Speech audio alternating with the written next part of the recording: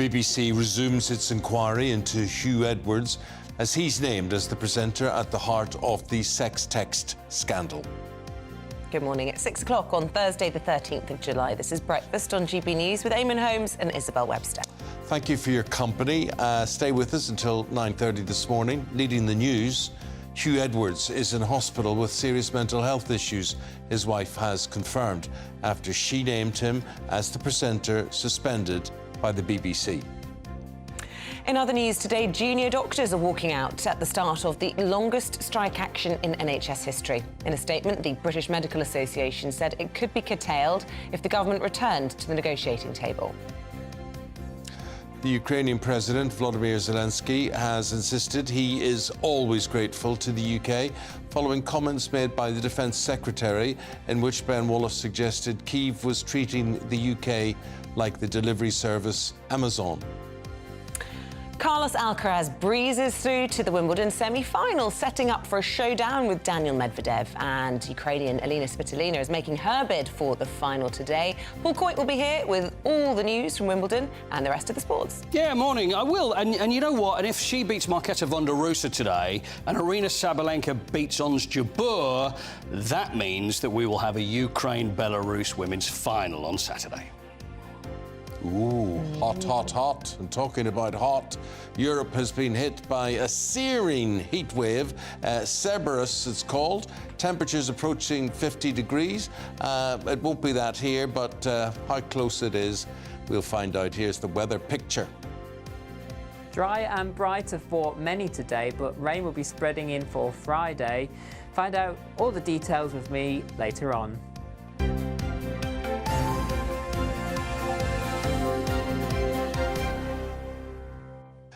Huw Edwards, and where do we go from here after what happened yesterday? The BBC has resumed its inquiry into Huw Edwards after the police confirmed they aren't pursuing any action against him.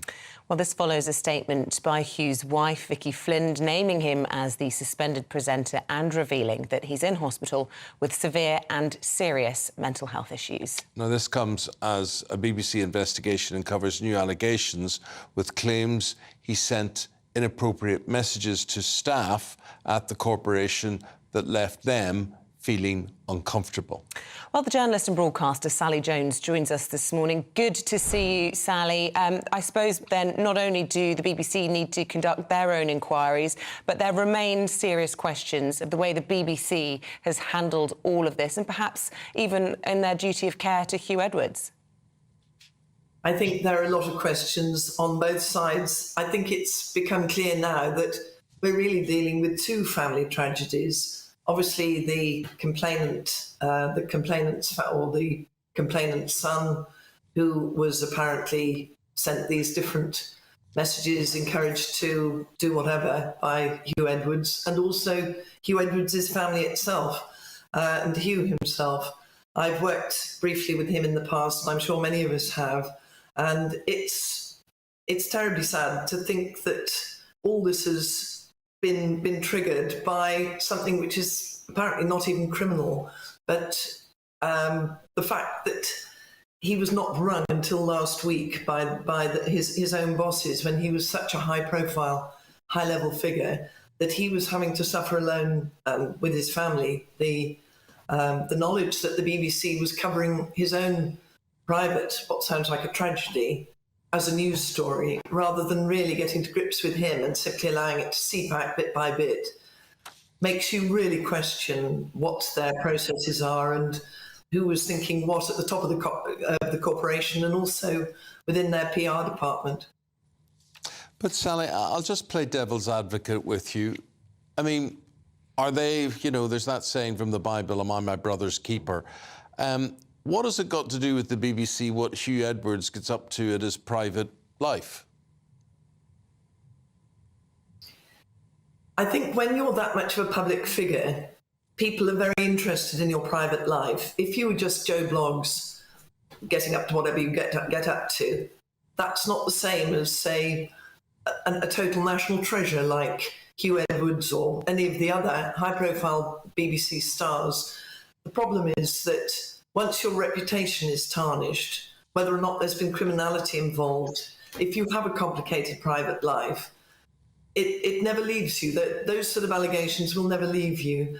And I think that the problem is that the BBC must have realised the knock-on effect onto Huw himself and his family, and not to ring him, not to contact him until last week, after months and weeks of speculation about what had gone on, what he might or might not have done, and to have his name almost public all over the Twitter and the internet, but nobody actually naming him, simply led to the feeding frenzy. And it must have very much exacerbated the dreadful feelings he must be going through. And the mental anguish he's obviously suffering. Well, just taking into account all that you've said there about his public profile and how his wife has responded to this, Huw Edwards hasn't resigned. She said that he's going to address these accusations when he's well enough to do so. Where do you think this leaves the future for a man you term to be a national treasure there? Is there any way back for him, or is this the end of the road? I'm afraid I think it probably is the end of the road, simply from a reputational point of view, whether or not he leaves the BBC. And I imagine that if his mental health is as poor as that, he may well be encouraged to do so. And I hope with proper support and with proper sort of input from the BBC, because this is one of their most successful, their most marketable, most loved stars, who has had this sudden fall from grace, whatever the sort of mental background to it. I don't think there's any way back. Eamonn, you and I both worked with a very high-profile presenter back in the 80s, early 90s, who was caught out in a Sun sting, a national newspaper sting, and similar sort of, allegations of prostitutes and cocaine were made. And although nothing actively criminal was proved, the fact that suddenly the man who'd seemed like the nation's favourite uncle, the only image that people had was of him doing things with prostitutes and cocaine, made it totally impossible for him to remain working at the BBC. And even though he then attempted a comeback with another broadcaster, it didn't work. And I'm afraid that probably the same will be true for Huw Edwards, whatever happens with his treatment, whatever happens with the BBC's treatment of him. Yeah, it's a very good analogy. Yeah. I just want to say you were referring to Frank Both there, who we were talking about. And, you know, as presenters, you and I would look and we would say this man was mercurial at what he did. He was absolutely amazing as an anchor. But all that forgotten, what he was remembered for then at the end of the day was bondage, brothels, drugs. That was it. Just wanted to make that clear. Yeah, and I suppose, you know, with Huw Edwards, there's no question he clearly is a national treasure in terms of his broadcasting prowess, but where the BBC kind of can't help but get involved is, you know, we're hearing, aren't we, these fresh allegations from staff members and saying that many of them were too afraid to report it to HR. Well, that has to be a big red flag for the BBC to really think about, and also the possible breaching of lockdown rules. It certainly does. It'll be interesting to see if more detail on the alleged breaching of lockdown rules comes out, whether the police might then get involved with the treatment of staff. If that's true, one aspect of this type of case is it tends to flush out every other possible allegation from the woodwork, people thinking, oh, well, I didn't have the guts to do it, or I was too scared to do it at the time, or I thought I would be punished because he was such a high-profile person. Very much as in the case of Philip Schofield, those people will tend to come out at this stage once the any proclivities are made open in the way that they're being now. So yes, it will be, you know, it will be fascinating to see what more comes out. But I'm afraid it will not make it anything better for Huw. I just don't think there is a way forward, particularly with the fresh allegations, and there are so many similarities to the Philip Schofield case, not least in the way that there was so much criticism of the way ITV handled that, and you know, the number of young staffers who had felt quite unable to come out about it. Well, Sally, really appreciate you setting the scene on this today as to where we take things next and providing your commentary and your experience as a former BBC presenter and someone who, as you say, briefly worked with or alongside Huw Edwards and indeed alongside me. So we used to, this time of the morning, Sally would do the sport, and I would do the sport. That's right. So that's right. So listen, really appreciate you doing that. And what we're going to do, Sally, is to get reaction now from the viewers and listeners as to what they think should happen next and their whole opinion on this. But we'll say goodbye to you and thank you very much indeed. Thanks very much. Sally Jones. And you know, in all of this, it really is worth saying how incredibly dignified and brave Huw Edwards' wife Vicky Flynn was yesterday, making that statement. Can't have been easy, and you know, our thoughts very much with all of those that have been affected by the story. I just think there's a lot of tragedy in it all, really. All right, GB Views at gbnews.com. Terrible situation, this whole thing. What way does it work itself out? What is the solution? How do we move forward with this? What's the responsibility on the BBC, if any, and the responsibility on Huw Edwards? What's the future hold for him? You can also tweet at GB News as well. Now, junior doctors in England are beginning the longest single period of industrial action in NHS history in around 45 minutes' time. It'll be a 5-day strike. It's been initiated by the British Medical Association after the government refused their calls for this 35% pay rise. Junior doctor Basha Makarji joins us now, and obviously just straight from work. Well, I was asked to present in my uniform as I'm speaking for the junior doctors. Yeah.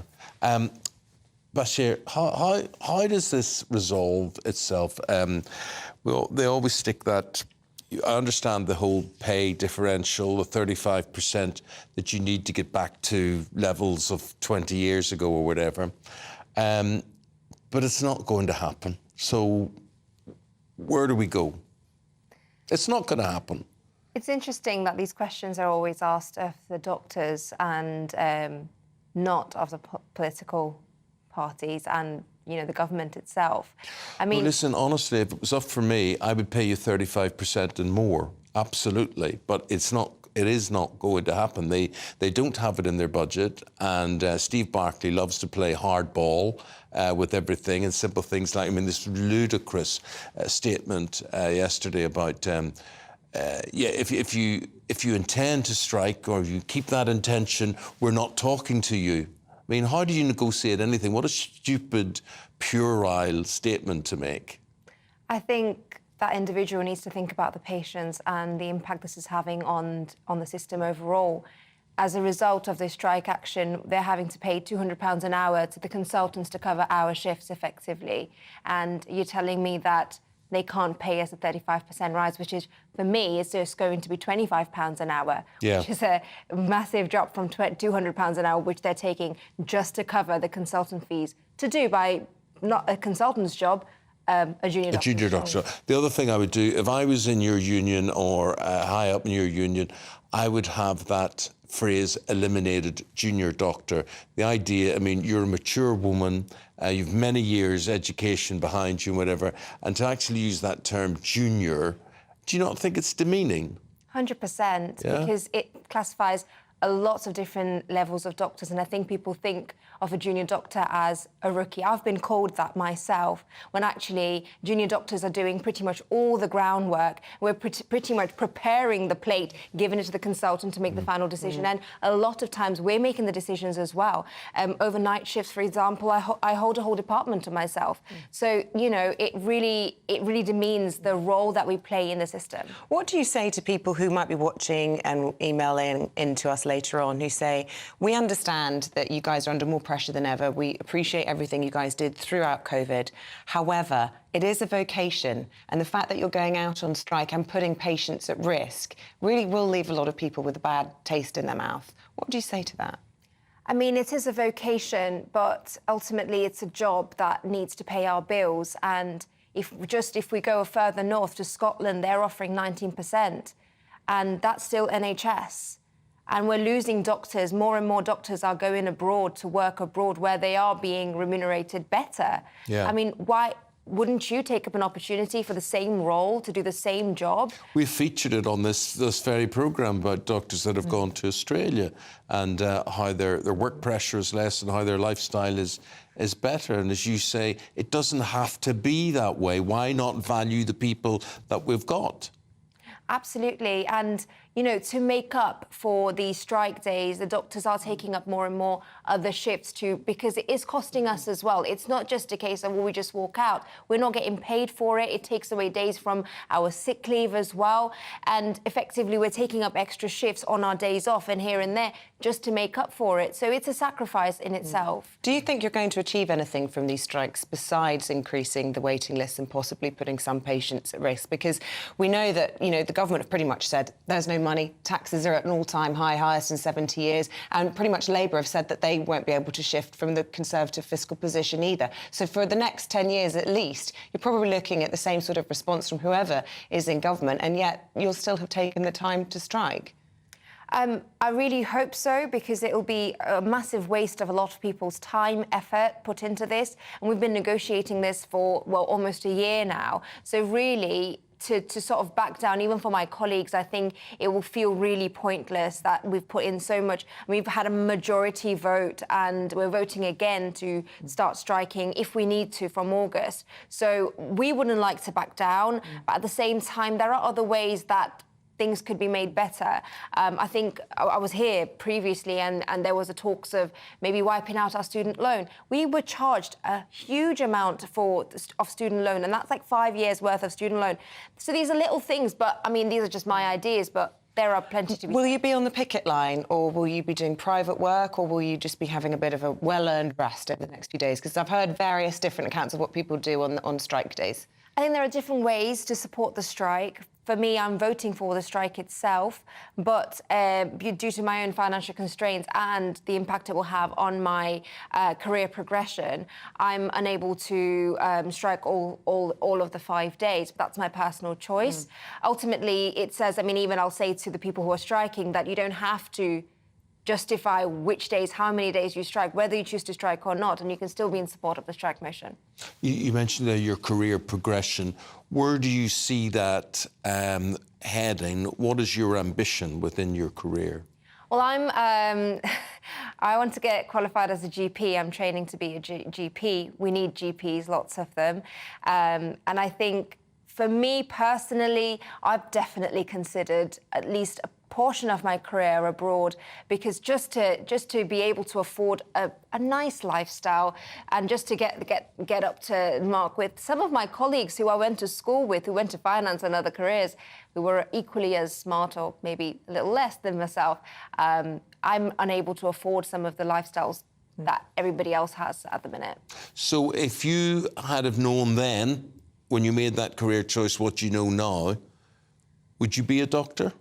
Yes, because my skills and the things that I've put in to become a doctor will be valued everywhere in the world. And that's the key question. We can go anywhere in the world. And we would, I mean, the British doctors are very, very highly skilled in terms of communication skills, in terms of all the training that goes into training us. And to lose us, and we are losing lots of doctors, it will be a very big shame. And I would still be a doctor because I could go anywhere in the world. Just a final thought. It was the 75th anniversary of the NHS last week. Lots of people now starting to talk about the future of the NHS. Do you think it is sustainable in its current model, given the pressures that are on all the doctors and the fact that there doesn't appear to be any money readily available? I think the responsibility remains on everybody. There needs to be a big push for health education, and that's something that's definitely grown since COVID. There's been lots of health education, lots of doctors, including myself, showcasing on social media, using social media platforms to, raise awareness. And I think that needs to be pushed so that there's fewer people turning up to A&E, turning up to GP practices with things that actually you could solve yourself at home. We should be focusing more on preventative healthcare for sure. And a lot of funding needs to go into the GP practices and GP scheme overall, not just increasing the number of GPs, but actually allowing GPs to do their work properly, giving a better amount of time dedicated. I mean, right now, 10 minutes per appointment, that's not enough. We need at least 20, I'd say. Well, good luck with your GP training. We hope Dr. we can keep you here in the country. You are the human side to this strike, right? And you've put your case very, very well. What would you say to the Secretary of State for Health today to progress this or to bring this to a conclusion? What would you say to him? I want to say that all the doctors are standing in solidarity, and it has to mean something for such a large majority to be taking part in this. And we just request that people take us seriously and take the job that we do seriously and value us. Otherwise, as I said, we can go anywhere in the world. Doctor, I value you and your colleagues, and I'm in huge admiration of what you do. And I think we're in a society which knows the price of everything and the value of nothing. And that's something that we've got to consider. I hope it doesn't deter other young people from seeking medicine as a career as well. Good luck to you. Thank you. Right, with the time at 6:20, let's bring you up to date with the rest of today's top stories. Kevin Spacey will take to the witness box as the defence case in his sex offences trial begin today. Prosecutors concluded their evidence against the Hollywood star yesterday after a jury heard accounts from his 4 alleged victims. The 63-year-old denies charges including sexual assault, alleged to have been committed over a 12-year period. 1.3 million households missed or defaulted on an essential bill in the last month as cost of living pressures build up. A new survey has suggested by consumer group Which. It's urged utility firms and supermarkets to work harder to support customers as pressures build on household finances. And NASA has released a spectacular image taken by the James Webb Telescope to mark a year since it began operations. The space agency has revealed this colour picture, which shows the nearest star-forming region to our own, which is located 390 light years away. Around 50 young stars have been captured in the image, with many of them similar in size to the Sun, which, believe me, is massive.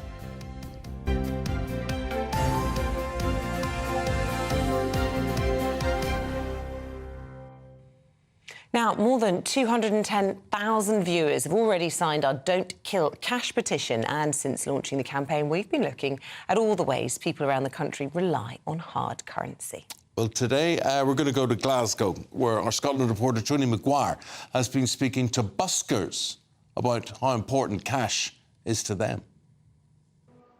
It wouldn't be a day out into Glasgow city centre without being swept up by the eclectic, sometimes captivating sounds of the city. Not just the cars passing through, the restaurants spilling out onto the streets, or even the trains pulling into the station, but the buskers strumming away in front of the modest pile of spare change. If we say goodbye to cash too soon, then those moments, those connections, they all drift away. And in its place, disjointed tunes interspersed with queues of people tapping card readers between songs. Work in transaction fees, and then tipping them the odd pound hardly seems worth it at all, for you or for them. Jonathan has been busking on Sucky Hall Street on and off for 30 years. On some downtime, I asked him what would busking look like if Britain goes cashless too soon. Somebody will go, any chance, and you'll go with your microchip reader, and they'll go and ping their card off your hand, and that's where it's going to go. And where is the romance in that? Where is the Glaswegians' love of the romantic nature of music?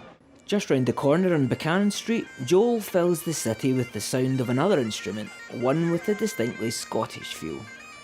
Tossed coins earned you a grateful nod, a crumpled note reciprocated with a smile and a wink. After 5 years as a piper in the streets of Glasgow, a cashless future isn't a horizon Joel was overly keen to meet. Do you think the public would be bothered to stop and queue up between songs? Yeah, well, that's the thing. It takes like a bit of personality out of it. People just kind of scan your thing and they're kind of walking away instead of. It's a nice, like, friendly interaction to exchange a smile, whatever, and kind of, get a bit of nice humanity rather than just everyone looking at their phones the full time instead of just paying actual attention. Glasgow's ambience is on the line, not to mention the romance of tipping talent on the fly. Once that fleeting connection that puts a smile on not one but two faces goes away, there's no going back.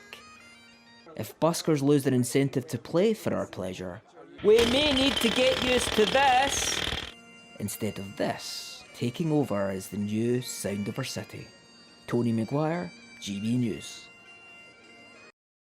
You see, that's another example of, you know, on a day-to-day basis, how important cash is and how those folk would respond without it. One of the hardest things I've ever had to do in life is to go out with a collecting tin, you know, for charities, and stand there and actually sort of beg people for money. You know, do you want to give to this cause? Do you want to do this? Whatever. And then I suddenly think, watching that, what would happen to all of those people who collect for Poppy Day? They use card holders now on the streets. Yeah. Seriously? Yeah. You just tap, make a donation. Oh. Yeah. So like Poppy would be an example that you could think you could come get. to your door now with a card holder. Answer for everything. That wasn't the answer I was expecting. No, I know, but do you That's know... killing cash. But it is really killing cash, and it probably does have an impact on charities, because a lot of people, you know, would see that as a bigger donation to use a card than perhaps, you know, whatever change they had in their hand. Well, I always remember, I mean, it changes with different generations, but I always remember my father, and his pockets were always laden down with either notes or coins, because... That's where you get it from. Well, it probably is where I get it from, yeah. My dad used to finish his work at the end of the week, and he would have his wage packet, and he basically... we had a fruit bowl in the middle of the table, a crystal fruit bowl, and he would take his money and he would throw it into the fruit bowl, and he would say to my mum, "Girl, take what you want," and then she would leave him with the rest. So she would take all the housekeeping, everything she would know, and then he was left on his sort of play beer money. To go, just beer money, which is exactly what it was. Yeah. Those were the days. Yeah. Oh. Anyway, here's Greg Dewhurst with your latest weather picture. That warm feeling inside. From Boxed Boilers, proud sponsors of weather on GB News. Hello there, I'm Greg Dewhurst. Welcome to your latest GB News weather forecast. We'll see plenty of sunny spells today. There will be some showers, but they should be less frequent compared to recent days, a little less heavy too. So fairly dry start this morning, plenty of sunny spells. We do have a scattering of showers across the north and the west. These bubbling up almost anywhere as we move through the day, but lots of places will stay dry. Though if you do catch a shower across Scotland, perhaps the Midlands too, it could be on the heavy side. But as I mentioned, plenty of sunny spells to come. Winds a little lighter than recent days too, so it should just feel a bit warmer compared to of late. Highs around 23 to 24 towards the southeast. Elsewhere, generally the high teens to low 20s. Through the evening time, some cloud and thicker rain pushes into parts of Northern Ireland, perhaps stretching into Wales, and then later on pushing into southern Scotland and northern England. But it tends to be on the light side. Elsewhere, generally dry with some clear spells. Then towards the end of the night, the winds start to pick up and the rain moves into the far southwest. Temperatures for most holding up in double figures, perhaps 14 or 15 as a low across the far south. So it starts to turn wet and windy across southwest England into Wales quite quickly on Friday morning. This band of rain slowly then pushes north and eastwards through the day. Brighter further north and east, but even here clouding over, the risk of some showery rain at times. The wind starting to pick up towards western coasts. The rain could be heavy at times as well, leading to some local disruption. Temperatures ahead of the rain around 23 or 24, but feeling quite cool, particularly in the west. That warm feeling inside. From Boxed Boilers, proud sponsors of weather on GB News. Have you watched any tennis yet? Yeah. Good. I was going to say, don't worry if you haven't, because Paul's going to give us all the update on everything SW19 after this. When the news happens, it happens here. And really important breaking news. Breaking news this morning. On TV, radio and online, the news starts here on Britain's Newsroom. All the biggest stories and the answers that you need from across the UK and beyond. Join Britain's Newsroom from 9:30 on GB News. The People's Channel, Britain's news channel.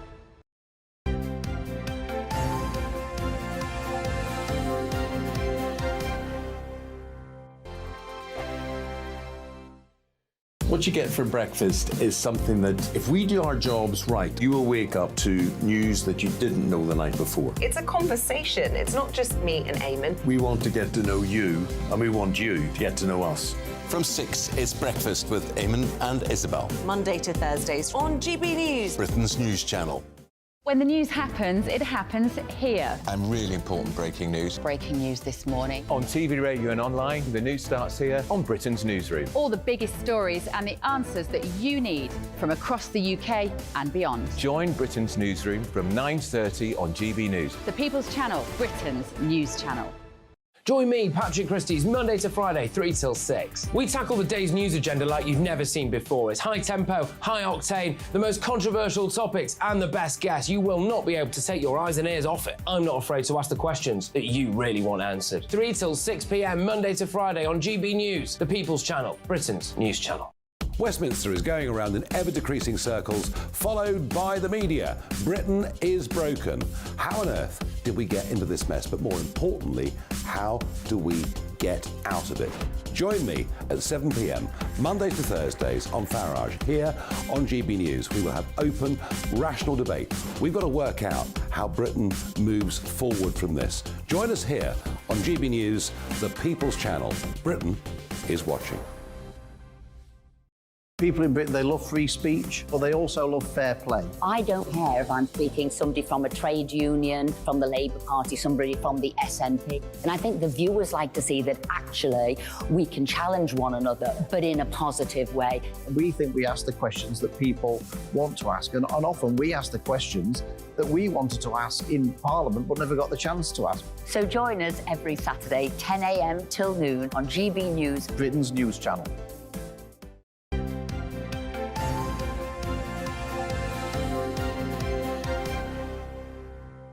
Just giving you a preview of what's ahead on our little breakfast show this morning.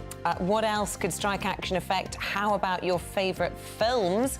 At 6:45, we're going live to LA, where actors could now be about to join writers in what could be, well, a strike that could bring down Hollywood.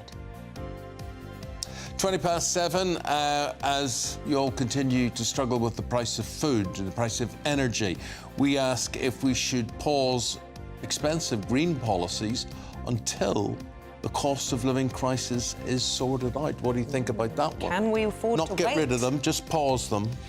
Get in touch. We'd love to hear your thoughts on all of these topics. gbnews@gbnews.com. You know what my mum said yesterday? What? You're very good at picking topics on your programme that really get people going. She said, I really enjoyed that driving debate yesterday. Get your thoughts. That got her going, didn't it? Yeah. What was her view on driving? Well, I told you my dad can't drive, so she had lots to say about that. In your mother's opinion, your dad can't I mean, drive. it's pretty much universally agreed that he's a liability. He's never had an accident, believe it or not, but it's terrifying being in the car. Poor man. He won't be watching yet, it's okay. But also on that idea about green policy, should we suspend the cost of them until it's more affordable? Phew. Record temperatures all over Europe at the moment. What is it? Cerberus? How do you say it? What is it? Cerberus? Cerberus, the three-headed dog. We've had a big discussion about Greek mythology this morning because all these fancy names keep creeping into the lingo, talking about the climate, don't they? And it's describing this crazy weather as a three-headed dog because it's so extreme in Europe. But it's interesting as to what's causing the present heat wave. Is it just meteorological conditions that have just sucked up hot air over the Sahara and blown it elsewhere, or is it something more regular than that? Because there's certainly not a summer goes by that we don't say record temperatures. So can we actually afford not to tackle climate change, or what's your view? Let us know.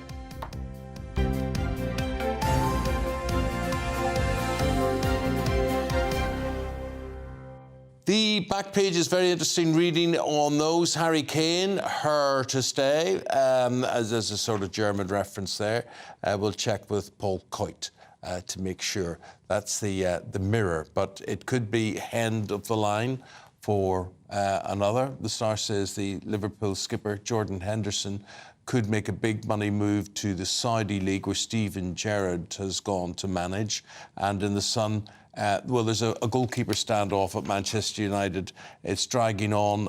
Inter Milan demanding £51 million to sell this guy, Andre Onana, and that's why it's dragging on and on. Oh, so you did there. Well, they did there. Yes. Dragging on and on. And here is Mr. Paul Coit to talk about this. I'm going to be droning on and on, by the way. Very good. Well, that goalkeeper situation at Man United, I mean, between them and Inter, this guy, Onana, is regarded as a special talent. Yeah, he is. And Eric Ten Hag knows him very well because he played at Ajax before he went to Inter Milan.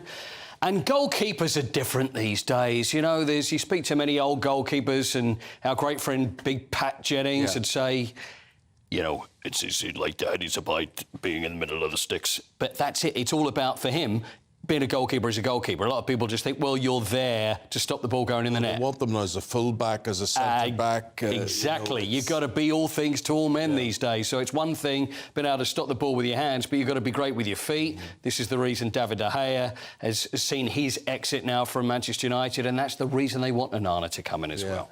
It makes me nervous, that playing out from the back. And obviously not everybody can do it. See, the thing is, a lot of supporters of different clubs drives them crazy, and you think, for goodness sake, you know, can't you just boot it up there? It's all about doing different things. OK, sometimes you play it short, sometimes you don't. There's managers that will insist on it. Oh, no, we can't play that Route 1 football. But the thing is, half the time you see clubs that are trying to do it that don't do it very well. It takes them half an hour to get the ball up where they would have been in the first place if they just kicked it up there. And how many goals come from Route 1? Absolutely. We love the beautiful game, don't we? Boot it up, head it in. There you go. Alina Svitvolona is playing a beautiful game, isn't she, at Wimbledon? She's in action again today. I think she might win. I think she Last year's winner got knocked out yesterday, didn't she? She did. She absolutely did. So it's Alina Svitolina against Marketa Vondarusa of the tattooed Czech that she's playing today. And Svitolina, you know, the whole crowd, I think the whole country is behind her. Obviously, she's from Ukraine. We had the whole non-handshake situation, which we had a couple of days ago. And I think she stands a great chance. I think that probably the person that's most going to be in her way is going to be Aryna Sabalenka, who plays Ons Jabeur. Now, Sabalenka, who is from Belarus. And Sabalenka, should she win today, will become the world #1.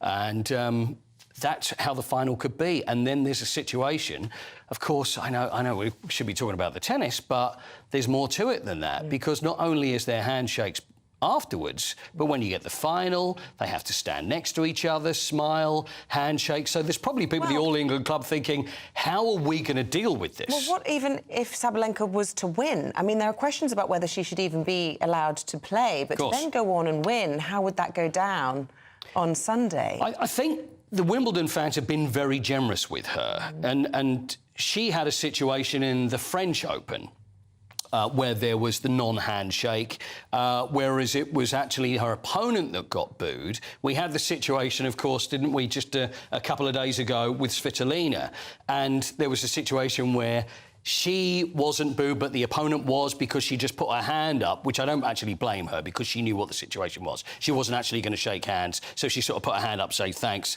The crowd took it as a snub. It wasn't. But if it comes to the final, and we've got Belarus and we've got her playing from Ukraine, there ain't going to be no handshake. There's not going to be any friendliness, and it'll be interesting to see how the crowd does respond to it. Now, you're going to be back after 8 o'clock as well. And before we speak to you again, you know, there's baseball and American football. They try and get a foothold in Britain. I personally don't take to either of them. I find them strange games. But now cricket is trying to get a foothold in the USA. See, this for me is really strange. I don't think this. I don't know if you've ever tried to explain cricket to an American. I was working at the baseball when we had Major League Baseball, which was just a couple of weeks ago in London, and I was talking with some great Hall of Fame legend baseball players, and I was saying, "What about cricket?" And they're going, "Hey, I don't understand the cricket. How does that work?" And I'm thinking, well, maybe you've seen it, or being a professional baseball player, it's like, well, no, I have no idea. So the fact that they're going to move it to America, they're trying to make it like the IPL, the Indian Premier League. So the names are similar. They're trying to get superstars or cricketers, but is it the T20 version of cricket, which, to be fair, if you were to look at cricket, is kind of an Americanisation of it. It's all, it is, you know, razzmatazz. Of course it is. Yeah, lots of music and the drinking, fireworks. And eating. They love to eat. As long as they can eat and drink, they'll be happy. Eat, drink, be merry, watch the cricket. Balls flying all over the place. It should be good. But it's too many years. I just don't see it's going to work. I hope it does, but I'd be very surprised if it does. Mr. Coyte will be at the crease 20 past 8 I will. again. Thank you very much indeed. Appreciate it. Right, stay with us. We were talking about it earlier. The Cerberus heatwave. Is it coming our way? We'll find out when we go through the papers next.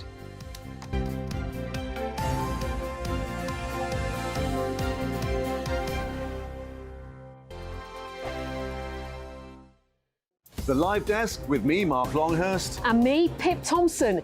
It's here Monday to Friday on GB News. From midday, we'll bring you the news as it breaks, whenever it's happening and wherever it's happening, from across the UK and around the world. Refreshing, feisty, but with a bit of fun too. If it matters to you, we'll have it covered on TV, radio and online. Join the Live Desk on GB News, the People's Channel, Britain's news channel.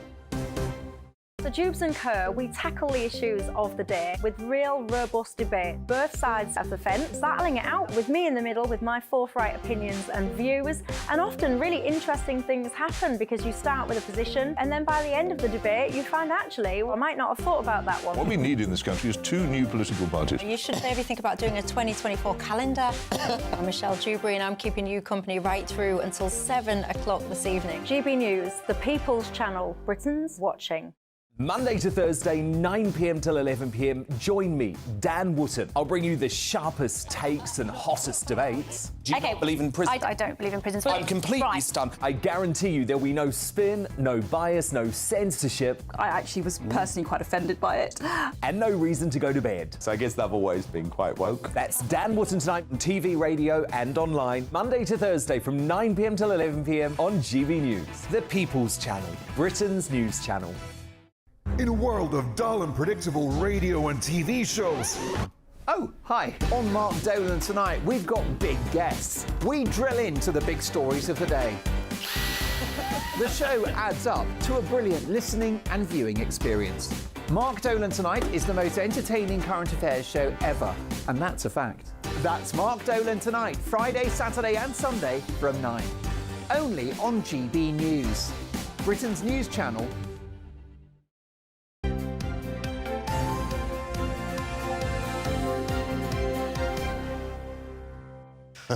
It's 6:41. Let's take a look at the newspaper front pages. And here's The Sun, the paper of the hour. It's leading again on the BBC star Huw Edwards. Of course, he was named yesterday by his wife. And we hear that the presenter is now in hospital. Yeah, and where did The Sun go now with this story? That's the question. The Guardian's warning to Rishi Sunak as his pledge to cut NHS waiting times is under threat due to doctor strikes. Well, it's not just that, is it? But anyway, here's the Times. Millions of Britons are told to be careful when they travel across Europe in the coming days as temperatures are edging towards 50 degrees Celsius. Yes, think of it. Think of it, camping outside or travelling in a car. Not funny, yeah. You have small kids or you have elderly people, or even just people drinking. It's just suddenly everything becomes dangerous. Not much fun. Anyway. Even drinking, like alcohol drinking. Yeah, that's what people do on holiday. Like dehydration. Yeah. Yeah, OK. Yeah, lots of people... Joining us to go through the papers, we've got Freddie Gray, Deputy Editor of The Spectator. You've never drunk on holiday? Never. Ever. Alongside political consultant Emma Burnell. Lovely to see you both. Morning. Good morning. Guys, we're gonna start with this Huw Edwards story. I don't know for how much longer it will lead the news and what the responsibility is on everyone, bearing in mind Hugh's mental health conditions. But Emma, what do you want to say on this and where it goes from here on in with The Sun? Well, I hope that where it goes is nowhere further. I think enough has been said, more than enough has been said. I think there's a real complicating difficulty in all of these stories between the blurred line that we have between interesting to the public and in the public interest. Yes. And there's a big difference. There's a huge difference. And look, I'm not going to lie, I knew who it was, at the beginning of the week. There was gossip. I gossip. We all gossip.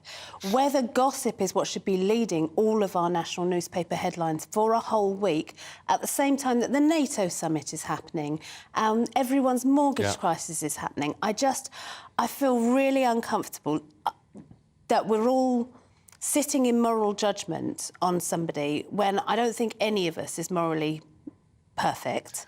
But let's have practical judgment as well.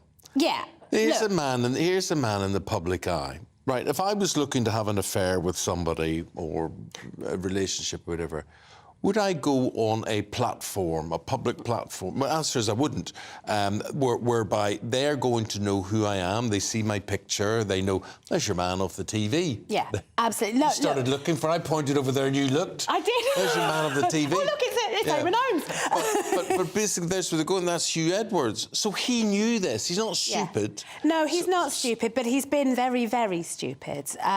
Look, as an individual, I have both enormous sympathy for the place that he's found himself in and the family and the other people involved in this story. As a member of the public, I have that conflict, as I've outlined, between what do I want to know as a human being who gossips, as we all do, and what do I need to know as a person who would like to be informed about the world around me? And I do think we need to be a lot more conscious of that line. Yes, Huw Edwards has been foolish. But he's also, what he's done is probably something that maybe 10,000 accountants have also done. It's just that they're not on our TV every night. And I think there is a real concern now about the way that we are holding up this ideal of behaviour that is actually not that unusual. Whilst I do genuinely believe that he deserves compassion, because he's clearly in a bad way, and I feel terrible for his wife and children and for everybody involved and their families as well, I think there are legitimate questions, particularly around staff at the BBC, whether they felt able to report what they are alleging made them feel uncomfortable to management. I think that is a serious thing. And I think if we are criticising the Prime Minister and others for breaking lockdown rules, we should probably legitimately I think those are the reasonable questions. Yeah, I absolutely. think, somebody who is holding politicians to account for breaking lockdown rules and has broken them himself also has questions to answer. But I think fundamentally it deserves a sort of dialing down in a lot of the rhetoric and the way we speak about mental health issues as well. Well, I agree, and I think there's another dimension to this, which is our privacy laws, because of the way the story broke. The way the story broke was that we had the whole nation guessing for a little bit, then pretty much everyone knowing by the time the news broke. And that obviously metastasised this story into something bigger than it probably could have been, would have been. I think there are lots of questions to be asked about that. I think what's funny now that he's been named is we can almost say less than we could before, because we don't know about these mental health problems. Was it mental health problems that caused him to behave in the way that he did? Or is he now having a mental health crisis because of what's happened? Probably a bit of both, but we don't know. But, I mean, there's nothing to say other than, I mean, his poor wife, Vicky Flynn, having to make this statement last night awful. Must have been absolutely horrendous for her. And I think it takes quite a lot of courage to do something like that. Yeah, and a very dignified statement as well.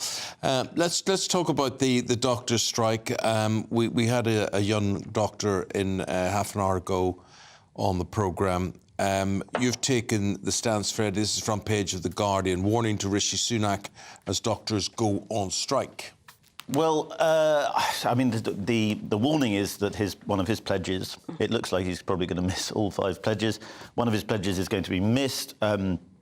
It's already, I think, accepted that the NHS is going to do 220,000 fewer operations than it thought it would this year. So that's 2 of his pledges banjaxed, isn't it? I mean, Possibly if he makes 1 at this rate, it's going to be a success for him. It was perhaps it was quite silly to tie yourself to 5 pledges. Yeah, political naivety demonstrated right there. But yes, so the strike is happening. It'll intensify next week. This will be the most substantial doctors' strike I think we've seen since 1920. And it's obviously bad news. It obviously means people are going to suffer and die. Yes, you had your doctor on earlier, and yes, one sympathises with doctor's position, but at the same time, it's a vocation, and I think they should think very seriously about the consequences of what they're doing. They're calling it restoration of pay because of inflation, but they are making quite substantial demands. And I think the government is playing hardball with them, but I think the doctors have been playing pretty hardball themselves. Well, there's some mixed messaging, because I think I don't know, was it Monday this week, we heard from the Treasury there's absolutely no negotiating to be done on public sector pay. And then I read in the paper today that the Prime Minister is having a crisis summit with the Treasury today with possible 6.5% to be offered to the doctors. Well, perhaps the doctors' hardline position is starting to shift the government's position. I mean, I think what's certainly true is that NHS waiting lists are not coming down, and this is not going to help. It's the most noble of professions, and Freddie just mentioned their vocation. So I'm going to ask all of us here, if we could turn the clock back and we were qualified enough, would we become medics or not? No, because I'm squeamish about chopping up the bodies, and you have to do that in the training. Yeah. OK, fair enough. Yeah, I've often thought I'd have loved to have been a doctor. So the money wouldn't come into it for you? I think long-term, most doctors end up OK. I think it's tough for junior doctors, but, you know, they can make a lot on the side and they have these wonderful public sector pensions, so I don't think the money should be a huge issue, personally. OK. I think I'd struggle. I think it's an amazing thing to do. I know people who are nurses, doctors, social workers, really on the front line of some of our most difficult crises. And I see how exhausted they are and how beaten down they feel at the moment. And I can't... It's very hard for me to look at them and think, yeah, that's the life I would like to lead. OK, and that's the whole thing. We've got to sexy it up. We've got to have aspiration there that young people have got to say that is a career worth having, and we can. Well, I'm sure we've all been in situations where something bad happens in front, and and the doctor is sort of arrives on the scene, and they do get this sort of superhero status in our brains. Yeah. And I mean, I suppose that's a good thing. Although I know some doctors who take their superhero status too seriously. Absolutely. Yeah. Although I also know a few doctors who've saved family members' lives, which I've been eternally grateful for, so it's all the above. From one strike to another, we'll say goodbye to you. See you guys again in 40 minutes' time. We're going to the USA now, and major studios in America are in crunch talks with the actors' unions to avoid a strike there that could see television and film production grind to a halt. Yeah, actors are demanding higher compensation in the streaming TV era, plus safeguards around the use, believe it or not, of artificial intelligence. Because artificial intelligence could write the scripts. Or, indeed, could do work with the actors without their permission, and they could be earning money using that actor's face, whatever. It's an interesting debate. So they can use bits of the actor. Yeah. They can use, like, even voices dead ones, but obviously they're not going on strike. Yes, all that sort of thing. Kinsey Schofield, we are assured it is the real her. It is not an AI bot taking her place this morning. Kinsey, good morning to you.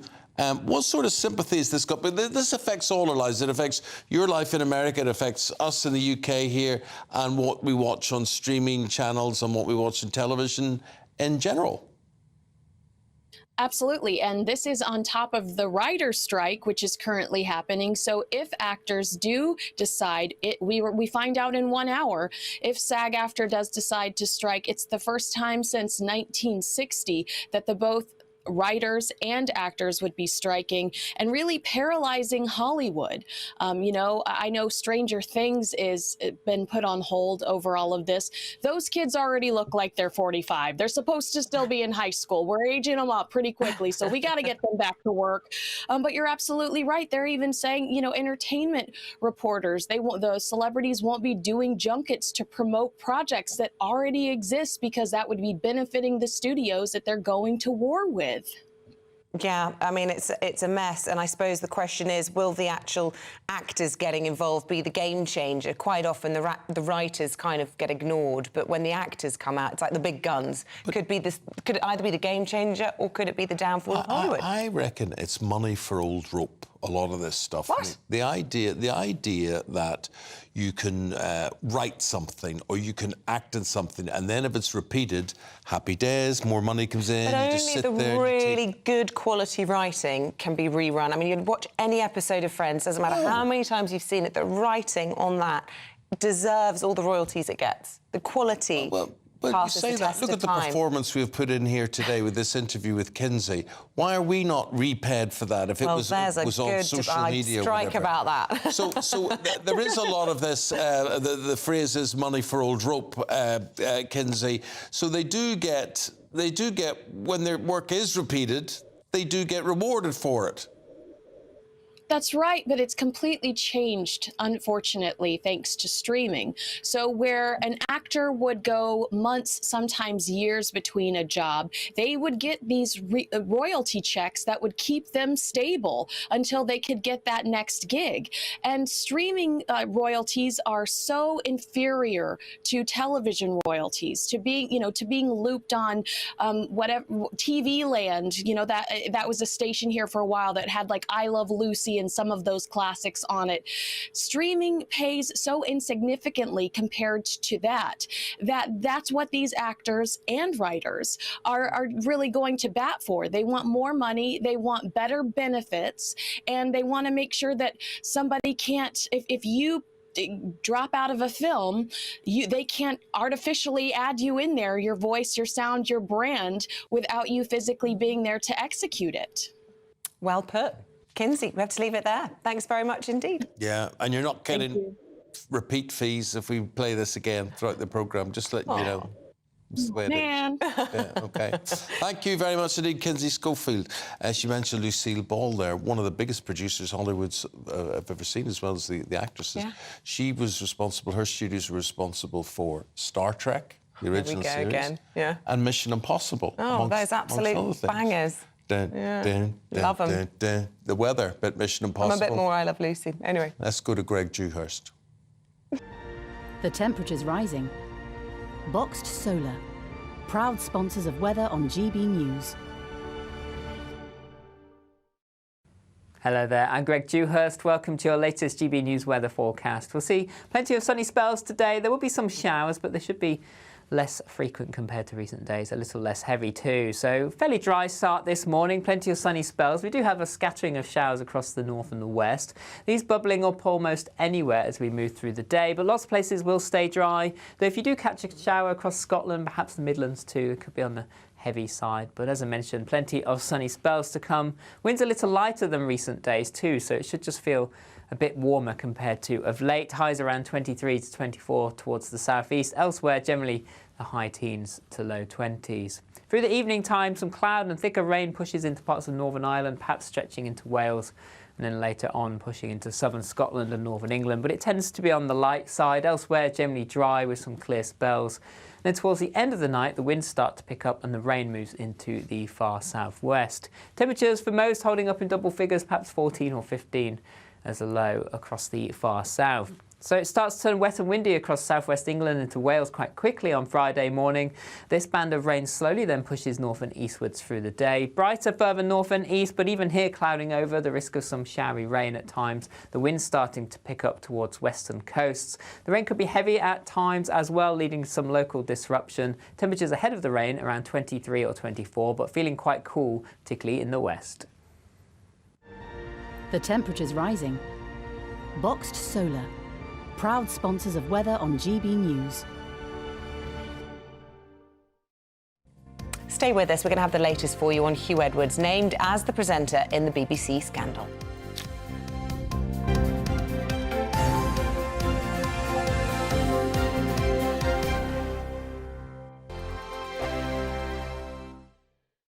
Monday to Thursday nights on GB News. At 6, it's Dubes & Co. 7 o'clock, Farage. At 8, join Jacob Rees-Mogg. And at 9, Dan Wootton Tonight, followed by Headliners. On TV, radio and online.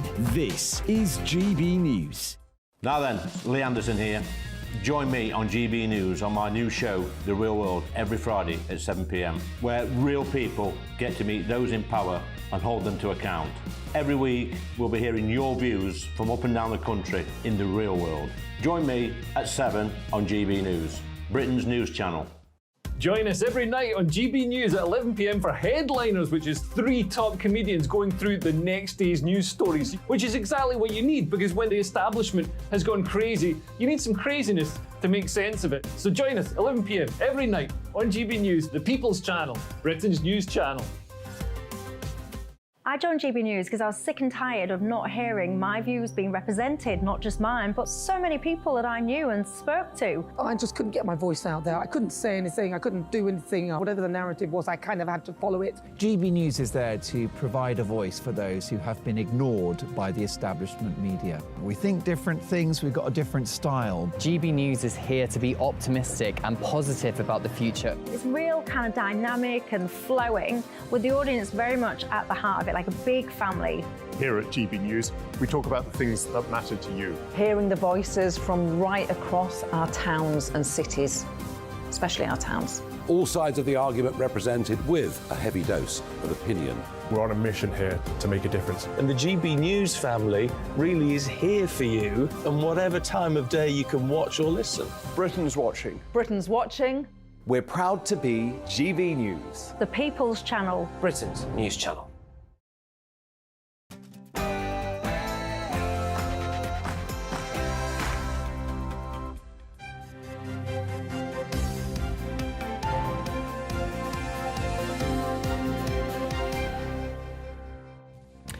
BBC resumes its inquiry into Huw Edwards as he's named as the presenter at the heart of the sex text scandal. Very good to see you. The time is exactly 7 o'clock on this Thursday, the 13th of July. You're tuned into Breakfast on GB News. Eamonn, Holmes and Isabel Webster. Yes, that's leading the news this morning. Huw Edwards is in hospital with serious mental health issues, his wife has revealed, after she named him as the presenter suspended by the BBC. Junior doctors are walking out today at the start of the longest strike action in NHS history. In a statement, the British Medical Association said it could be curtailed if the government returned to the negotiating table. Ukrainian President Volodymyr Zelensky's insisted he's always grateful to the UK following comments made by the Defence Secretary in which he suggested Kyiv was treating the UK like the delivery service Amazon. And parts of Europe have been hit by a searing heat wave called Cerberus, which has temperatures approaching 50 degrees. We'll find out what the weather picture is like. It'll not be that warm here, though. Dry and brighter for many today, but rain will be spreading in for Friday. Find out all the details with me later on.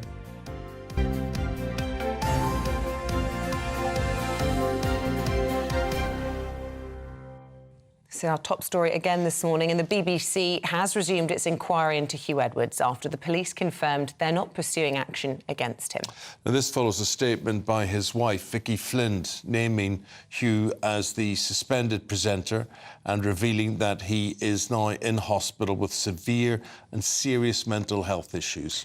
Well, it comes as a BBC investigation uncovers new allegations with claims he sent inappropriate messages to staff members at the corporation that left them feeling uncomfortable. Now, earlier on the programme, we spoke to broadcaster Sally Jones, a former BBC employee, who told us that whatever the outcome, the damage to Huw Edwards' career is already done. I don't think there's any way back. Eamonn, you and I both worked with a very high-profile presenter back in the 80s, early 90s, who was caught out in a Sun sting, a national newspaper sting, and similar sort of, well, allegations of prostitutes and cocaine were made. And although nothing actively criminal was proved, the fact that suddenly the man who'd seemed like the nation's favourite uncle, the only image that people had was of him doing things with prostitutes and cocaine, made it totally impossible for him to remain working at the BBC. And even though he then attempted a comeback with another broadcaster, it didn't work. And I'm afraid that probably the same will be true for Huw Edwards. Now, we want to bring in live now Nick Freeman. Nick's a criminal lawyer. Normally, Nick, when we talk to you, it's about sort of road traffic offences and various things like that. What is it that's gripping you about this story? Well, good morning, Eamonn. It's changing direction so rapidly. I think we're at a stage now where we need to just reflect and say, we have no idea actually what the truth is. And I think that the next thing that must happen is for the BBC to investigate. The police at the moment have said that they're backing away because as far as they're concerned at the moment, and that may be a temporary thing, there is no evidence of criminality. Yeah. So the BBC will pursue an investigation, which will obviously be hampered because to pursue that investigation, they need to speak to Huw Edwards, and you know, he has serious mental health issues, and I anticipate he will be out of the picture, so to speak, for quite a while, and therefore will not be fit to be interviewed. Well, could I ask you, until we know the facts? But Nick, in terms of a defence, Nick, just in terms of a defence, you talked about finding out what the truth is and people backing away from things now. Will we ever find out what the truth is, or has this gone away because of Huw's mental health condition and history? That to a large extent depends on whether or not he recovers. Eamonn, of course, hopes he does make a full recovery. When he does, he will be spoken to, but he can't be spoken to until that time. He won't be mentally fit to deal with questions either from the BBC or the police, and they've indicated that they're not interested in speaking to him. So to answer that question, we just don't know. It depends on the extent of his recovery, when it is, and how full and complete it is. Yeah, and I suppose with criminality parked, there seems to be two issues that the BBC need to address. One, whether or not there was inappropriate behaviour, whether that's, you know, approaching staff and using that position of power perhaps in any way, and also the possible abuse or breaking of lockdown rules. But also questions, I think, it seems to me, of the BBC and the speed with which they dealt with the original complaint. And did that in any way precipitate the outcome in terms of Huw Edwards' mental health? I mean, could it have all been nipped in the bud and dealt with much better? Well, I think that's a very valid point, and I think the BBC will very carefully look at themselves and see, have we done the right thing here, and conclude rapidly, no, we haven't. They left it for 7 weeks, so a very serious complaint was made, as I understand it, against Huw Edwards. They didn't speak to him for 7 weeks. What they should have done is obviously spoken to him straight away, certainly to make him aware that this allegation had been made, because he might have said yay or nay at that point, and it would have affected things enormously. When they made their announcement that a BBC employee, a BBC person had been suspended, they should have simply said a BBC person or a BBC employee. But what they did was they suggested it was somebody extremely high profile, which basically enabled people, by the process of elimination, to find out who it was. And this has caused huge problems for other presenters and broadcasters. And of course, the BBC owes a duty of care not just to Huw Edwards, but for other very well-known presenters who have suffered enormously as a consequence of the allegations and the whirlwind on Twitter, etc., in terms of whether it's them. This should never have happened. So this has been dealt with, if I may say, very shoddily by the BBC, and they must learn lessons from this, because this is really a shambolic way to deal with an investigation. And it's important to bear in mind that the head of the BBC, who will carefully look at himself, and he didn't know about this either for several weeks. And one wonders how you can have this sort of allegation made against somebody like Huw Edwards. Mr. Edwards doesn't know, and neither does the head of the BBC, for about 7 weeks. Well, he made the point, didn't he, in a press statement earlier this week, or press conference, that they get around 250 of these sorts of allegations in a 6-month period, which obviously gives you an idea of the scale, obviously, of the BBC, the number of stars that they deal with. It's an unenviable job, but Ofcom have been very clear in all of this, and they've said that ultimate responsibility for any wrongdoing lies with the board. Do you think that perhaps we shouldn't just be talking about the future career of Huw Edwards, but do you think some other heads might roll?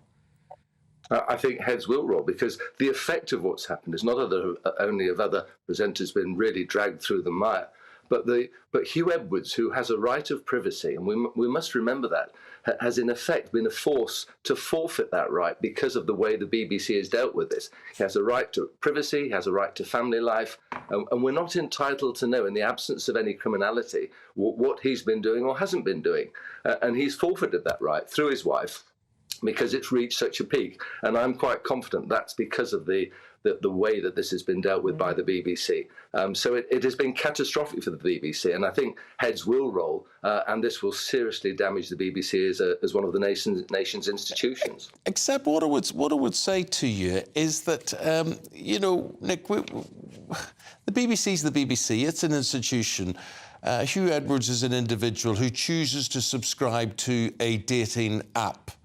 Is that Tim Davies' responsibility, the managing director of the BBC, or not? Not at all. But I think, whilst that might not be in any way criminal, I think he would be entitled to know and would want to know if somebody such as Huw Edwards has in fact paid £35,000 allegedly, and I say that allegedly, to look allegedly at some explicit sexual photographs, because on any view in this day and age, that seems an inordinate amount of money, and one wonders whether or not that there are other reasons behind that significant payment. So, whilst it might not be criminal, when the company as an institution was made aware in May of this year that this allegation was circling, there should have been a system whereby he should have been notified immediately because of the potential seriousness of that allegation. There must be a red flag system. Yes, there's 250 every so often or every day or whatever it is. But certain allegations must ring the bells. This one should have, and it didn't. Okay. Nick Freeman, very interesting to get your whole take and your perspective. Appreciate your time and talking to us today. We've got to leave it there. Thank you. Lots of views have been coming in. I have to say quite a few have accused Huw Edwards of, and I quote, playing the mental health card. Other people saying, Jennifer saying, it's time now to stop piling in on this poor man. He's committed no crime, leave him be. He's lost everything, including his peace of mind. Pixie, my first thoughts last week were, I hope it's not Huw Edwards. It won't be Huw Edwards. I feel very sad. He's a national treasure, very professional on our side of the screen, very knowledgeable and a wonderful presenter of our major national occasions. But, and Gordon points this out, there is, and I was trying to get this to Nick Freeman there is a personal responsibility with all of this, which is not the BBC's fault, it's not his wife's fault, it's not his family's fault, whatever it is. Huw goes on a dating app whereby he must have known he was going to be identified. But is that to say if you're a public figure, you can't go on a dating app? Sorry? If you're a public figure, you can't go on a dating app? No, but I'm not a public figure who is married and doing, going against his sexual type and all that sort of thing. He must have known the risk that he was going to be discovered was obvious, so maybe that again ties into his mental health. I mean, it all is very, very complicated. I was reading a stat, and I'm just trying to find it on my phone quickly yesterday, about the number of people in this country who use OnlyFans. Apparently they made $900 million last year. 80% of their content is porn. Porn uses up 20% of all internet traffic.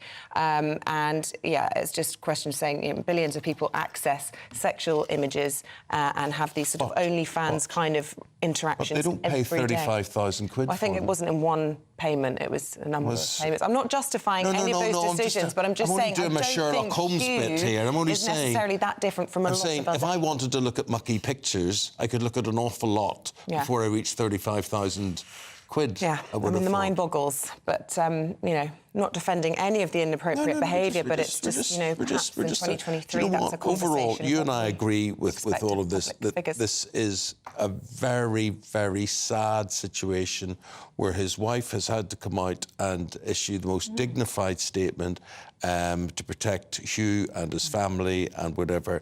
I'm sure it is not simple, and I don't think it's just a straightforward question of castigating the man himself with this one. Yeah. But keep your views coming in, gbviews@gbnews.com. On to a less controversial issue then. Junior doctors in England are due to begin the longest single period of industrial action in NHS history, with lots of concerns about what that will mean for patient care. It's a 5-day strike. British Medical Association initiated it, and after the government refused their calls for this 35% pay rise. Let's speak to private GP and founder of Same Day Doctor, Dr. Lawrence Gerlis. Dr. Gerlis, good morning to you. They keep raising this whole pay band of 35%, which makes the doctors look unreasonable. I always come from this from a point of view that how on earth did it ever get to them lagging 35% behind? There's been, someone that hasn't been on the ball over the past 20 years or so, keeping pay intact with that. But every time we use that statistic, they want a 35% pay rise. People they've lost the argument. People just roll their eyes and go, not a chance, or why should they? Well, I have enormous sympathy with junior doctors because they are underpaid. But as you say, this is 30, 40 years in the making. They've been used as dog's bodies for a long time. They have to move jobs every 4 to 6 months. They have to move house very often. They have no job security and a very, very poor career structure. And I think the cost of living crisis has just brought to a head something that's been bubbling away for a long time and should have been dealt with, as you say. Having said that, I don't think doctors should be seen to be going on strike. I think it brings the profession into disrepute. Doctors are supposedly clever people. They should have worked out a work-to-rule system. I can give you some examples. They should stop doing discharge summaries, which could be done by any person within the hospital, but it's always the job of the junior doctor. There are stories of doctors being called from one ward to another in the middle of an emergency to sign a discharge summary. And a story today of a nurse, a matron, spanking a doctor on the bottom with a ruler because he didn't do that. I mean, doctors are bullied horribly. But having said that, this is now 5 days strike. It will harm patients. And my point to the junior doctors is if you want to go on strike, you must acknowledge that that is going to harm patients. The argument that, oh, well, the health service is so bad anyway, we're trying to improve it, that doesn't hold water with me. This is damaging patients. This is 5 days of cancelled operations, cancelled appointments, and I think it's bad for patients, and that's my major concern here. And will it actually move the dial as well? I mean, it's certainly going to be difficult for patients. It's going to make waiting times longer. It could possibly bring the NHS to an end, arguably, because it just seems to be unsustainable, and this is only going to make it worse. But will it actually achieve anything, these strikes? I think that's a very good point. This is now 15 days of junior doctor strike, and I think it actually hardens the government's attitude because of its apparent irresponsibility. Bear in mind, after these 5 days, there's going to be a 2-day break, and then the consultants are going on strike for 2 days, which means more cancelled operations, and it will lengthen waiting lists. And I think that although the public are generally very sympathetic to doctors for understandable reasons, I don't think the government feel minded to move. Having said that, we see that in Scotland they settled for a figure that was less than half of 35%, and I'm hoping that common sense will prevail and we can achieve that over the next few days. Right, well, give us a figure. 35% is the ideal. I think we're all agreed it ain't going to happen. 5% is what's being offered. I think the doctors are saying that's not a credible offer.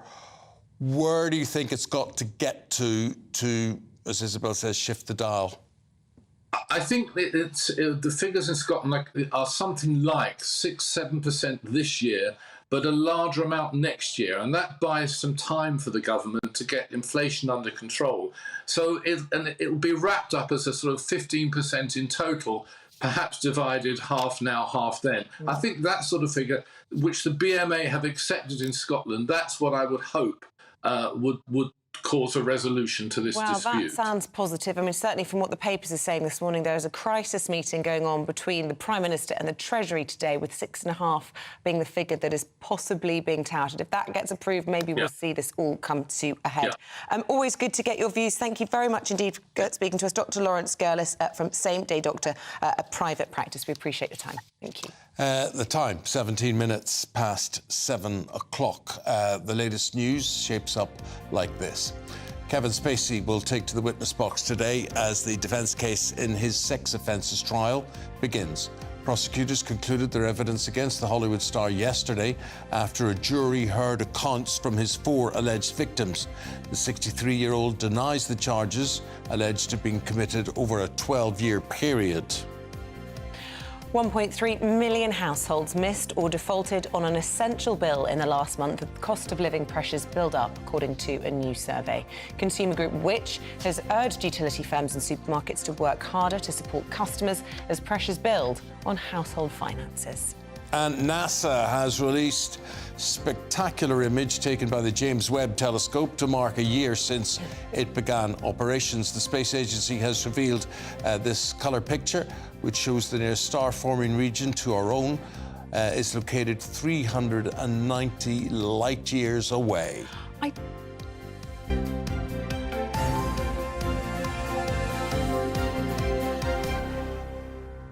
You see, that story, second time you've read that, and I've gone, wow, that looks great. I don't know what I'm looking at. Yeah. I really want someone to explain to me why I should be wowed. I know it says it's the nearest star-forming I think it's scale. zone. I think it's scale. I think the idea is that all those little dots that we're seeing, and there's quite a big dot there, each one of those is the size of our sun, and our sun is absolutely massive. I mean, in comparison to the size of the Earth, the sun is huge. And they're saying that every dot in that picture is a sun. Are they? I don't know. I mean, wow, that's amazing. I mean, it's sort of a celestial picture, but it sort of looks a bit dragony and a bit sort of, but it makes me think that, you know, this is where I look and I say, that is only one tiny spot of the universe, of the galaxy. And then to actually think we are so insignificant. Yeah, and we're still part of this. We're tied up with all of this. And the idea that we would be alone would be just absolute nonsense. Don't start this again. Aliens. What are you talking about? See, we have totally... that makes me sort of think celestial thoughts, and you're off with the aliens again. We're not alone. Yeah. I mean, there's this big congressional hearing in America that's due to happen. No, but honestly. And they're going to be asked to reveal what they do know. And what they trust us with.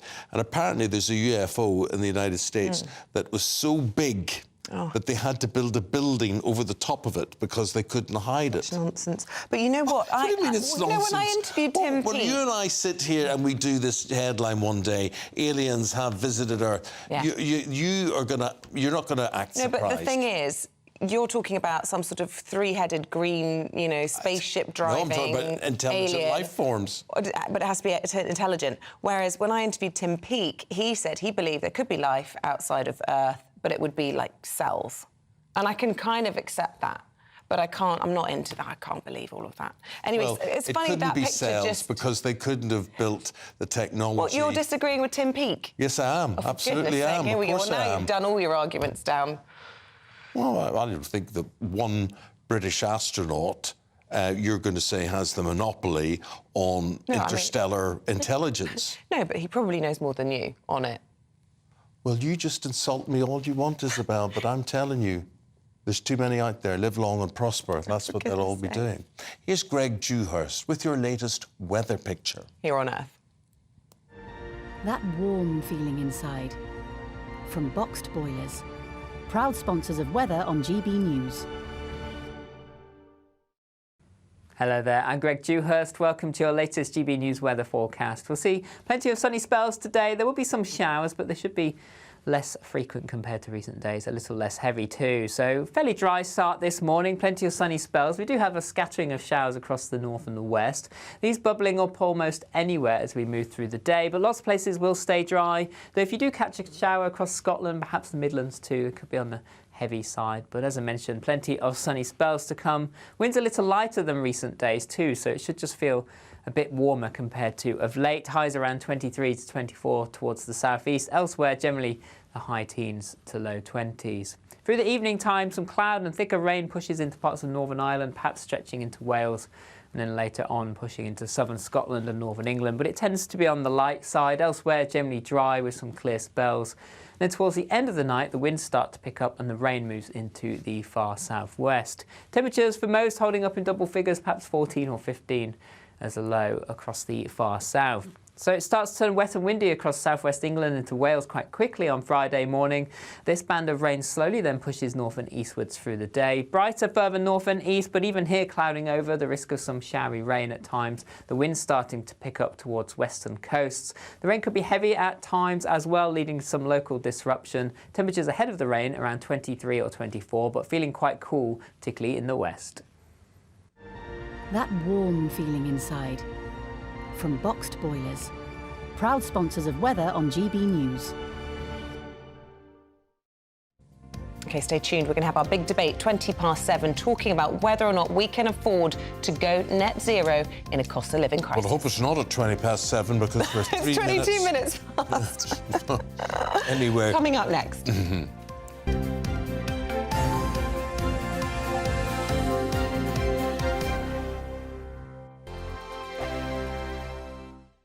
What you get for breakfast is something that, if we do our jobs right, you will wake up to news that you didn't know the night before. It's a conversation. It's not just me and Eamonn. We want to get to know you, and we want you to get to know us. From 6, it's Breakfast with Eamonn and Isabel. Monday to Thursdays on GB News. Britain's news channel.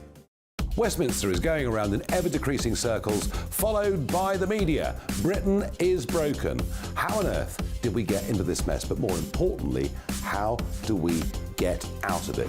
Join me at 7 p.m, Mondays to Thursdays on Farage, here on GB News. We will have open, rational debate. We've got to work out how Britain moves forward from this. Join us here on GB News, the People's Channel.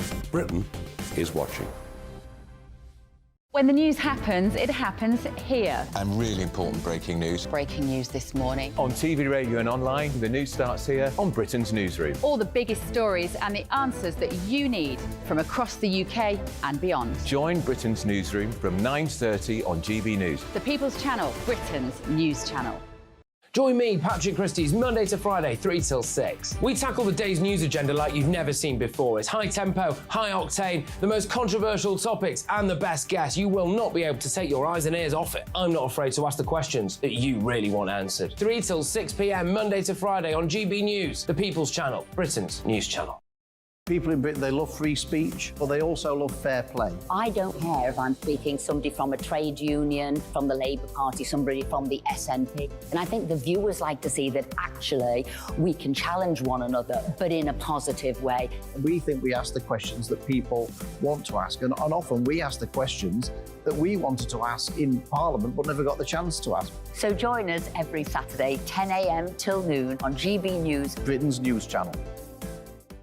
Hi, I'm Dan Wootton. You can watch me live on GB News Monday to Thursday from 9 p.m. And did you know that you can also watch and listen live on our website, gbnews.com? You'll always be up to date on the latest breaking news, as well as enjoying the best stories, opinions and shows. You can even join the debate under our live player as you're watching. So head straight to gbnews.com on TV, radio and online. GB News, Britain's news channel. It's all about family, being in people's living rooms, all the interaction and getting to know who our viewers and listeners are. When I was young, my dad used to say, "Nah, stop arguing." I wanted an outlet that would enable me to give my opinion. People are going through a really hard time right now, and I know that you don't feel like you're being listened to by the establishment. I came to GB News because it's the People's Channel, and I want the audience to have their say on the events of the day. We're dynamic. We do something different. Democracy shows that the wisdom of the nation is in its people.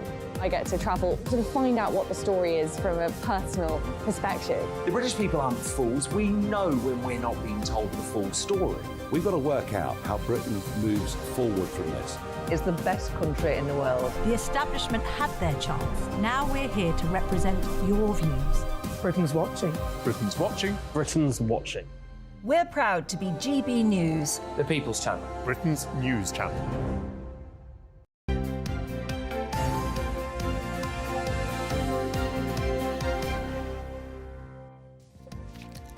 Still to come on today's programme, at 8:15, we're going to be live from Southwark Crown Court. Kevin Spacey is going to take the stand today. He, of course, accused of sexual assault.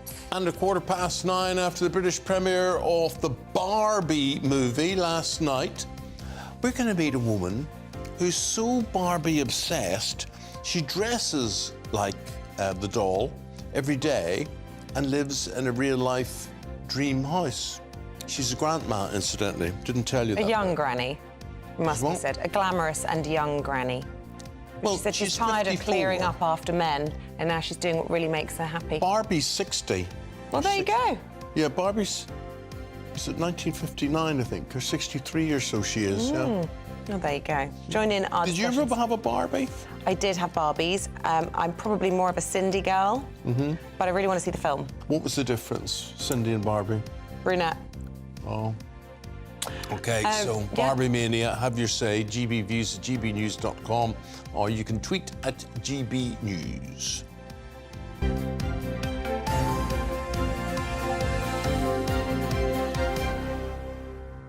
Now, with the UK experiencing record temperatures this year, many experts are warning that we're seeing the dangerous effects of global warming. But look at the state we're all in with the cost of living crisis. Is it realistic for us to pursue environmental policies if they cost more? Or would it be catastrophic not to prioritise the green revolution? OK, to discuss this, Harry Wilkinson. Harry says the risk of climate change is generally exaggerated. And Sam Hall, who says that it's fossil fuels to blame for the country's economic woes.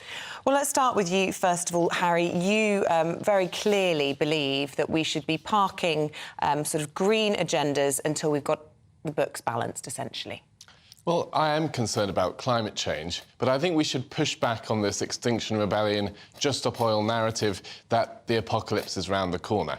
We should celebrate the fact that actually extreme weather deaths have been coming down over the last century because of human progress, because of technological advances. And those give us optimism that humanity will be able to deal with climate change in the future. Okay. It is a serious problem, but we need cost-effective solutions. Sam, Harry's saying it's bad, but not as bad as it's made out. We've got time for a breathing window on all of this where we could take the pressure off everybody and the crunch that they're feeling in their purses and their wallets. Well, I don't agree with that, because I think if you look at the root cause of the cost of living crisis that we're all going through at the moment, the inflation that we're seeing across the economy, it is the price of gas. It was when Vladimir Putin invaded Ukraine that sent gas prices skyrocketing, and that then fed through across the economy, because here in the UK, we rely on gas for 40% of our power, nearly 90% of our heating, and for much of how we energise industry as well.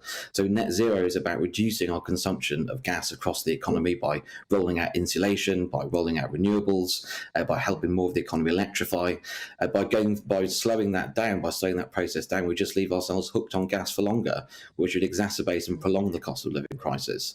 And I think there's obviously more that the government can do to help people access some of these technologies, some of which do have a high upfront cost, but the direction of travel will ultimately lower fuel costs and running costs for people if we keep going.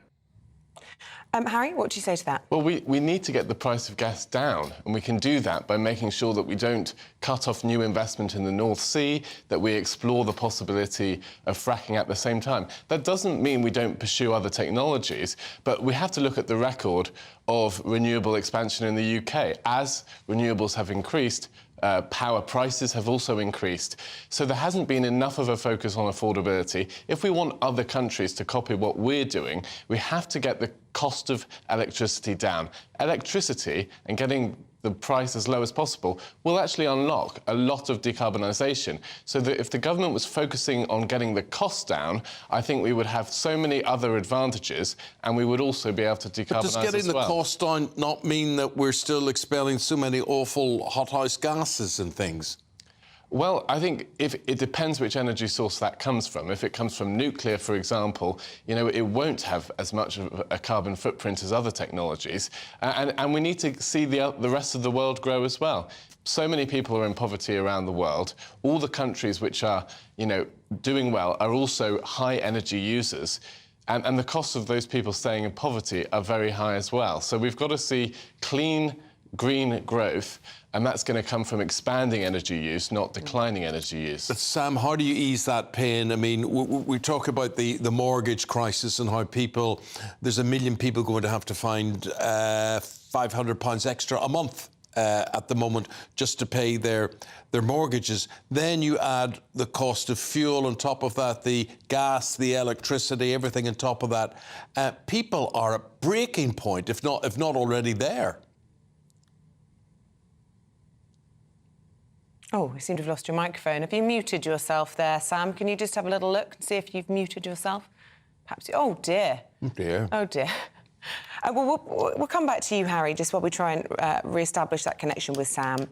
There will be people saying, look, we simply cannot afford to ignore this problem. You say you accept that climate change is an issue, but, we hear from the likes of David Attenborough, whether it's from the World Wildlife Fund. Experts, including the Met Office, are saying that we do not have time, and the destruction of species and habitats caused by harmful emissions have to be dealt with now. Well, certain policies just make no sense, even if you want to be as ambitious as possible on climate change. We're looking at banning petrol and diesel cars, and although that might look like it might help, in reality, people just won't be able to afford to drive. We won't have the competition we need of maybe multiple technologies. It could be synthetic fuels, it could be ultra-low emission internal combustion engines, or hydrogen engines. We need an approach where competition can reveal the technologies of the future. And by closing off competition, by banning alternatives, which is what the government wants to do, I think is only going to make that more difficult. Sam, when I think about this, I go, well, things maybe are not as bad as they're made out to be, and we can... is Sam gone again? So where is he? Oh, shame. Oh, we've lost him. Right, so just get working up. But my point is this. Yes, go on. I bet you're the same as me, where you think sometimes, well, it's all too expensive, whatever, and we probably have 10 years up our sleeves to manoeuvre about and not be as radical as we could be with as puritanical with energy and whatever. And then I go, the temperature's 50 degrees all over Europe at the minute, and I think, have we got any time left at all? What's going to hurt more? Pain, extra, or dying? And I do think the difficulty is, you know, you can be quite civic-minded or planet-minded yourself, but actually you need brave leadership, you need, you know, good decisions to be made, and it needs to be a global approach. And at the moment, you've got some countries taking one approach, whether that be totally opposite to what China or India might be doing. Certainly the Americans, Harry, have been making quite a lot of inroads on the climate, and also that's had benefits in terms of job creation and in helping to bring down inflation. Is that a model that perhaps we could follow? Absolutely not. What the Americans are doing are pushing huge amounts of subsidies into various technologies that they hope will work out. But what if they don't? You know, governments have tried this before, just shoveling money into the technologies that they prefer. But what we often discover, you know, is those technologies weren't the best to be using. And so we've wasted a lot of time and a lot of money pursuing a dead end. Harry, not that you're not interesting, you're very interesting, but we've got that man, Sam, and we've got to get some value for money out of him. But Sam, basically, we're sitting here whinging about, are we going to die? Or are we going to go broke? That's basically what's the worst option? Well, I think one thing we've not talked about so far is what climate change will do to food prices. I mean, already this year we've seen climate change cause extreme weather events, or make extreme weather events worse and more severe at any rate, in places like India, in places like the Mediterranean, and that's pushed up the price of olive oil, of sugar, which is feeding through into household bills for food here in the UK. And if we allow climate change to continue unchecked, we'll see more situations like this with very volatile food prices. Just going back to the point about clean technologies, because I think it's really important to get over that lots of these can save people money. Yes, there's an upfront cost in terms of installing some of them, buying some of them, but they can save people money overall. Insulation can save people hundreds of pounds on their bill.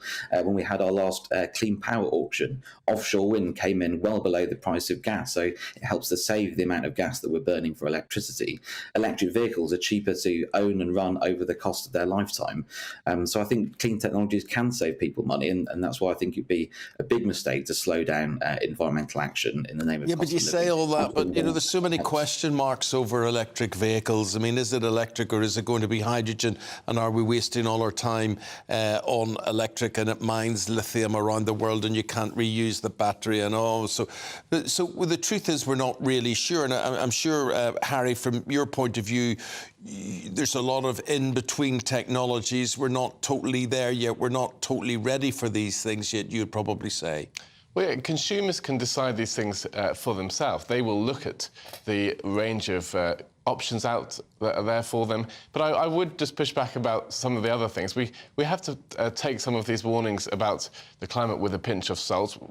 Record agricultural yields on many crops we've seen over the last few years. You know, actually there are many pieces of good news. We still see 20 times as many people die from cold weather than warm weather. There's a range of environmental challenges. It's not all about CO2. So I would prefer we had a broader approach to the environment rather than just looking at carbon dioxide emissions. But certainly I think people are best placed to... and Sam, just one sentence from you to just reply to that, and then we'll call it a draw.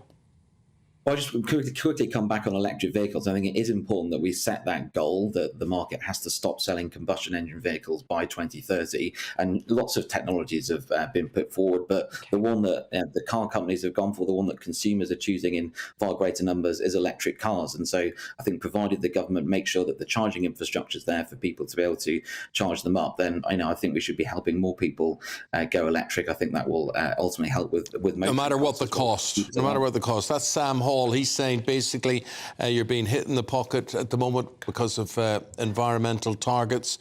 Suck it up. And Harry Wilkinson saying we've got some breathing space on this one. It's not all as doom and gloom as it is being painted. Your views, Thanks, of course. Let us know. Stay with us. We're going to be discussing whether Shakespeare was actually funny, and we're going through the papers after this.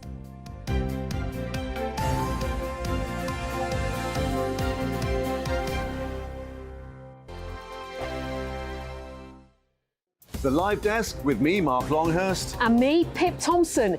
It's here Monday to Friday on GB News. From midday, we'll bring you the news as it breaks, whenever it's happening and wherever it's happening, from across the UK and around the world. Refreshing, feisty, but with a bit of fun too. If it matters to you, we'll have it covered on TV, radio and online. Join the Live Desk on GB News, the People's Channel, Britain's news channel. Weeknights on GB News from 6 p.m. You'll always get drama. Please stop, Michelle. I know, yeah. Please stop. Should I just shut up? Romance. You like me, I like you. There you go. There you are. Well, don't tell anybody. Adventure. Etc. That's the whole point. And action. Sergeant the Big Green, my superstar panel that are already at it. They're fighting. It's going to be quite a show. Only on GB News, the People's Channel, Britain's news channel. So Jubes and Co, we tackle the issues of the day with real robust debate, both sides of the fence, battling it out with me in the middle with my forthright opinions and views. And often really interesting things happen because you start with a position and then by the end of the debate you find actually, well, I might not have thought about that one. What we need in this country is 2 new political parties. You should maybe think about doing a 2024 calendar. I'm Michelle Dewberry and I'm keeping you company right through until 7 o'clock this evening. GB News, the People's Channel, Britain's watching. Monday to Thursday, 9 p.m. till 11 p.m. Join me, Dan Wootton. I'll bring you the sharpest takes and hottest debates. Do you not believe in prisons? I don't believe in prisons. I'm completely stunned. I guarantee you there'll be no spin, no bias, no censorship. I actually was personally quite offended by it. And no reason to go to bed. So I guess they've always been quite woke. That's Dan Wootton tonight on TV, radio and online. Monday to Thursday from 9 p.m. till 11 p.m. on GB News. The People's Channel, Britain's news channel. In a world of dull and predictable radio and TV shows. Oh, hi. On Mark Dolan tonight, we've got big guests. We drill into the big stories of the day. The show adds up to a brilliant listening and viewing experience. Mark Dolan Tonight is the most entertaining current affairs show ever, and that's a fact. That's Mark Dolan Tonight, Friday, Saturday and Sunday from 9. Only on GB News, Britain's news channel. Like all families, we have arguments every now and then, but actually we agree on what the mission of GB News is, and that's the most fundamentally important thing. GB News provides the kind of platform that lets all voices be heard. We don't hold back. We're free to say what we really think. Just because some people who live in a tiny little Westminster bubble think that their particular story is important, that's not the most important story for me. And often they will be difficult stories, stories that you won't find on the establishment media. Because what people think in the north of England may be very different to what they're thinking in their home counties. We're going to carry on telling the world what life is really like for households up and down the UK. We love to be in your car, in your kitchen as you're having your breakfast. Whatever you're doing, you are part of the show. If it matters to you, it matters to us. Britain's watching. Britain's watching. Britain's watching. We're proud to be GB News, The People's Channel, Britain's news channel.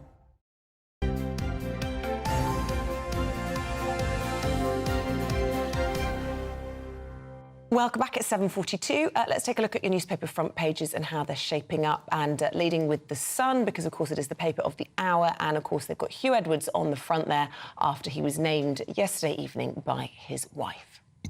Move on to The Guardian. Warning to Rishi Sunak as his pledge to cut NHS waiting times is under threat due to the Doctor strikes, which begin today.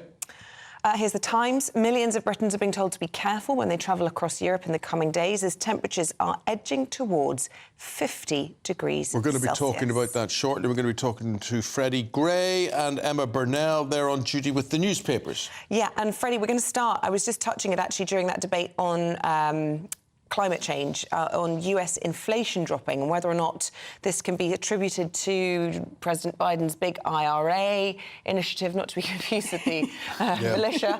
And yes, tell us more. You're our America expert. Well, I mean, the FT, I should say. the IRA, the Inflation Reduction Act, was much mocked at the time because it was thought to do the opposite to what the bill said it would do. And it did look like it did that for a bit. But now some people are saying, well, America has turned its inflation problem around. My analysis of it, and I'm no economist, is that actually America has its own energy supplies. It has reasons why it's able to bring inflation under control much quicker than anyone else. It's now at 3%, which is almost manageable. They anticipate that the Federal Reserve will do one more rate rise, and then that will probably be it. So that's good news for America. So they're still giving rate rises at 3%. I know, we're doomed. What are we, 7? What are we? 8.7, yeah. 8.7. And I suppose the question for Britain is how are we going to get our problem under control? Because we don't seem to be having the downward pressure on inflation that America But can you understand why we are going up so high? And you said that it was understandable how America got things under control. But can you understand how we don't have things under control? Well, we have a less productive economy. We have energy supply problems, which America does not have. Yeah. And I'm afraid to say, I think possibly the furlough scheme was extremely inflationary, and it was much praised at the time. But it seems to have had a more lingering effect on inflation because we... Did they not have an equivalent in the States? They did, but it was a different type of stimulus. Right. And it was a check. Whereas I think the way furlough worked, I mean, there have been studies suggesting this is the case. The way furlough worked, it meant that people had stored up more income, and the labour market, when everything went back online, people had bigger savings. And we're seeing it now, even in inflation rates, the way they are now. Yeah. We're seeing foreign holidays up, we're seeing consumer spending massively up. Well, it's not just inflation is going up, the temperature's going up, Emma, and we were looking at the front page there of the Times about this weather warning across Europe. Tell us more. Yeah, we're looking at several European cities hitting almost regularly over the summer 50 degrees centigrade, which is an extraordinarily high. I mean, I remember being in Turkey once and it hit 45 and I thought I was going to die. So people are passing out, people are, suffering really, really poor ill effects. And it's going to have a huge impact on, I think, the way that we travel, when that we travel, all of these things. And I do think it's actually related to the last story. Freddie was saying that one of the reasons that America is in a better state is because they have their own energy security. One of the things that we are really bad at in this country is planning things long term. So we cut a lot of our gas storage, for example. So bringing together all of the things that you've talked about over the last, so the things that Harry was talking about, actually, if we completely change our energy infrastructure, that will help towards bringing down climate change. Our contribution, admittedly, we're just one small country, but we are a G7 country. We can be leaders. We can then export a lot of this technology. So I think that high temperatures in Europe is a summer story for now, but it will also be a summer story for the next 10, 20 years. I think it's going to change a lot of our habits in terms of holiday making, but I think it also might, the underlying cause, which is climate change, it just is also going to change an awful lot more of our habits rather than simply our holiday making. I'm interested in this Cerberus name because one of the first dogs I fell in love with was called Cerberus. It was a Staffordshire Bull Terrier. How many dogs have you fallen in love with? Loads. If they're Staffordshire Bull Terriers, I fall in love with them instantly. But presumably this was a single-headed dog. It only had one head. Yeah. Good to know. Good to clarify that, Isabel. Isabel, you're fascinated at this NATO conference in Lithuania. Well, do you know what? First of all, I thought it was a very pithy comment from Ben Wallace to say we're not an Amazon delivery service for weapons to Ukraine. But I actually think that the power play, I mean, it feels like Ben Wallace has been snubbed by getting the top job at NATO. He's really miffed with President Biden, a little bit miffed probably with Rishi Sunak, and it seems there's no love lost suddenly between these two. Well, what I found slightly irritating about the I'm not Amazon thing is no one's saying it's you, Ben. It's Britain. You're the defence minister. Come on, Ben. You're not spending your money here. Yeah. And also on Amazon you have to pay, which makes it a slightly different dynamic. But it looks as though we are seeing some cracks in the relationship between Ukraine and its Western allies. And Russians always say cynically, the West will fight to the last Ukrainian. And unfortunately, there's probably a bit of truth in that. And now that the counteroffensive does not seem to be going so well for Ukraine this summer, it looks as though the situation is going to get worse. How long will the West keep up its commitment? Do we just keep sending weapons to a side that's obviously losing? These are very, very difficult questions which are going to have to be answered. And also, just as somebody who loves a cabinet reshuffle back in the UK, I wonder if that was perhaps a step too far for Rishi Sunak being asked on the international stage, undermining his position when he stood there alongside Zelensky and Biden and everybody else. We know Steve Barclay's in the line, possibly for being shuffled out, possibly Gillian Keegan, I don't know, on education. Do you think Ben Wallace can survive after sort of undermining the Prime Minister? I think he's on the way out already. Yeah, does he want to survive? That's the thing. I think he wanted a Secretary-General job. America blocked it. He's very bitter about that. But hasn't he just proved why he's not appropriate for a diplomatic job by being deeply undiplomatic in his language? Possibly. Yeah. No, Boris Johnson, we were talking about climate change there, and Boris Johnson has got himself a swimming pool. The Mirror are reporting this. What have you got to tell us, Emma?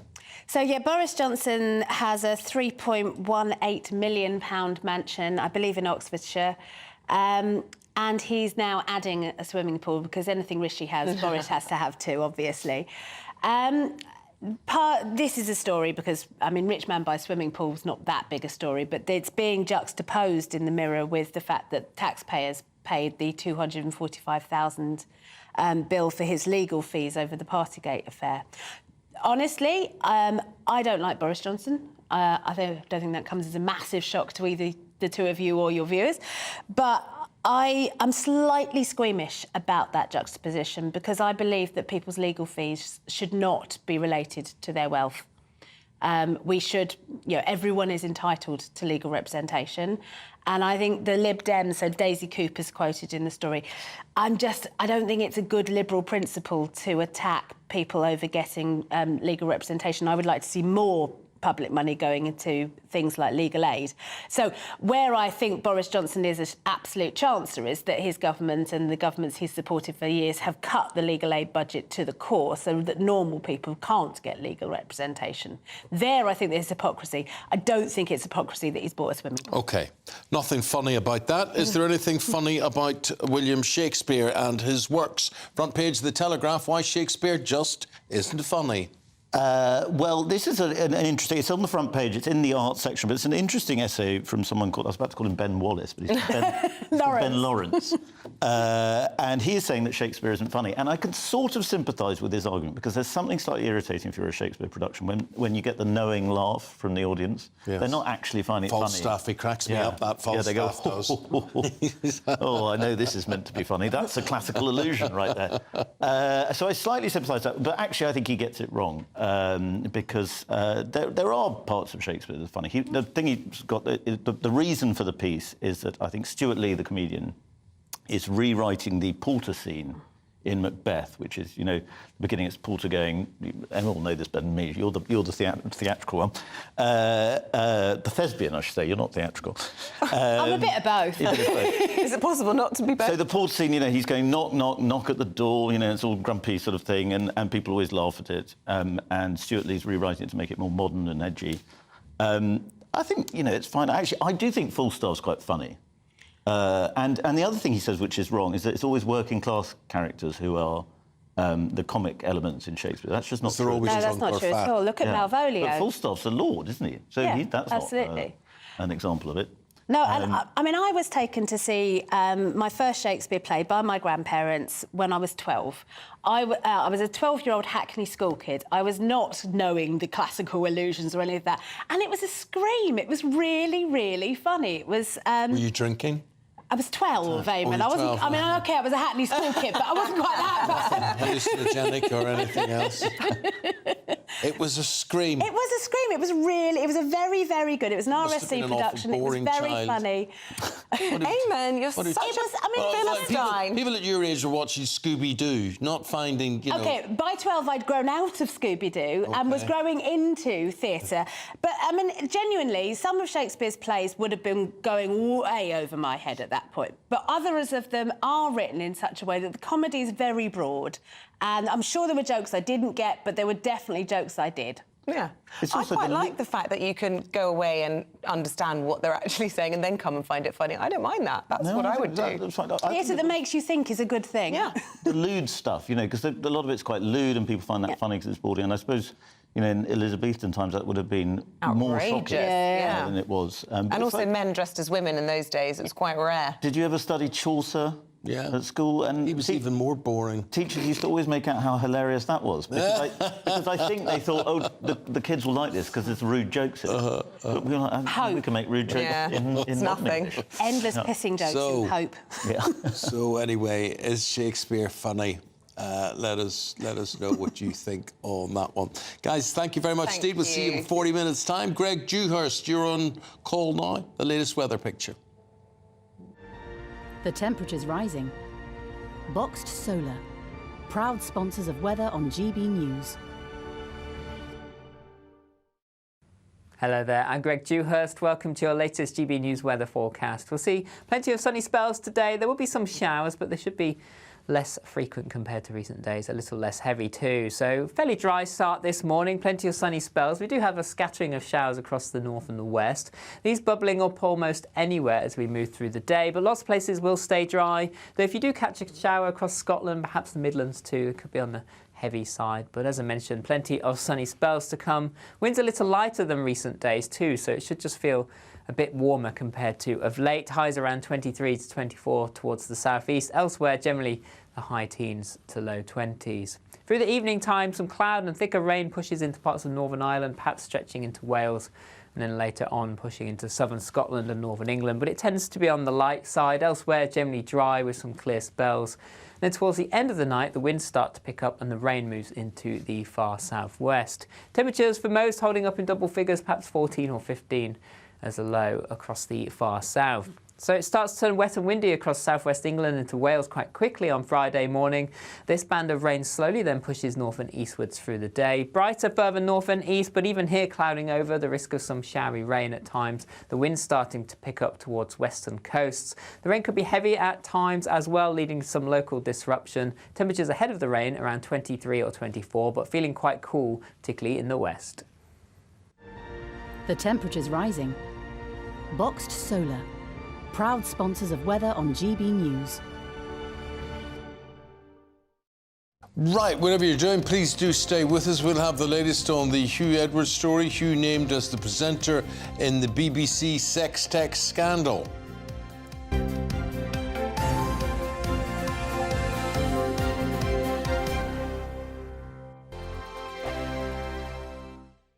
What you get for breakfast is something that, if we do our jobs right, you will wake up to news that you didn't know the night before. It's a conversation. It's not just me and Eamonn. We want to get to know you, and we want you to get to know us. From 6, it's Breakfast with Eamonn and Isabel. Monday to Thursdays on GB News, Britain's news channel. Westminster is going around in ever-decreasing circles, followed by the media. Britain is broken. How on earth did we get into this mess? But more importantly, how do we get out of it? Join me at 7 p.m, Monday to Thursdays on Farage, here on GB News. We will have open, rational debate. We've got to work out how Britain moves forward from this. Join us here on GB News, the People's Channel. Britain is watching. When the news happens, it happens here. And really important breaking news. Breaking news this morning. On TV, radio and online, the news starts here on Britain's Newsroom. All the biggest stories and the answers that you need from across the UK and beyond. Join Britain's Newsroom from 9:30 on GB News. The People's Channel, Britain's news channel. Join me, Patrick Christie's Monday to Friday, 3 till 6. We tackle the day's news agenda like you've never seen before. It's high tempo, high octane, the most controversial topics and the best guests. You will not be able to take your eyes and ears off it. I'm not afraid to ask the questions that you really want answered. 3 till 6 p.m, Monday to Friday on GB News, the People's Channel, Britain's news channel. People in Britain, they love free speech, but they also love fair play. I don't care if I'm speaking somebody from a trade union, from the Labour Party, somebody from the SNP. And I think the viewers like to see that actually we can challenge one another, but in a positive way. We think we ask the questions that people want to ask, and often we ask the questions that we wanted to ask in Parliament but never got the chance to ask. So join us every Saturday, 10 a.m. till noon on GB News, Britain's news channel. Hi, I'm Dan Wootton. You can watch me live on GB News Monday to Thursday from 9 p.m. And did you know that you can also watch and listen live on our website, gbnews.com? You'll always be up to date on the latest breaking news, as well as enjoying the best stories, opinions and shows. You can even join the debate under our live player as you're watching. So head straight to gbnews.com on TV, radio and online. GB News, Britain's news channel. It's all about family, being in people's living rooms, all the interaction and getting to know who our viewers and listeners are. When I was young, my dad used to say, "Nah, stop arguing." I wanted an outlet that would enable me to give my opinion.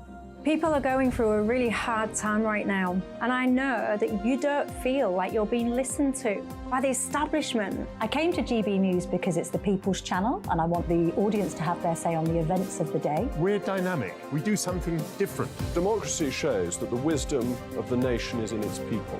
I get to travel to find out what the story is from a personal perspective. The British people aren't fools. We know when we're not being told the full story. We've got to work out how Britain moves forward from this. It's the best country in the world. The establishment had their chance. Now we're here to represent your views. Britain's watching. Britain's watching. Britain's watching. We're proud to be GB News, The People's Channel, Britain's news channel.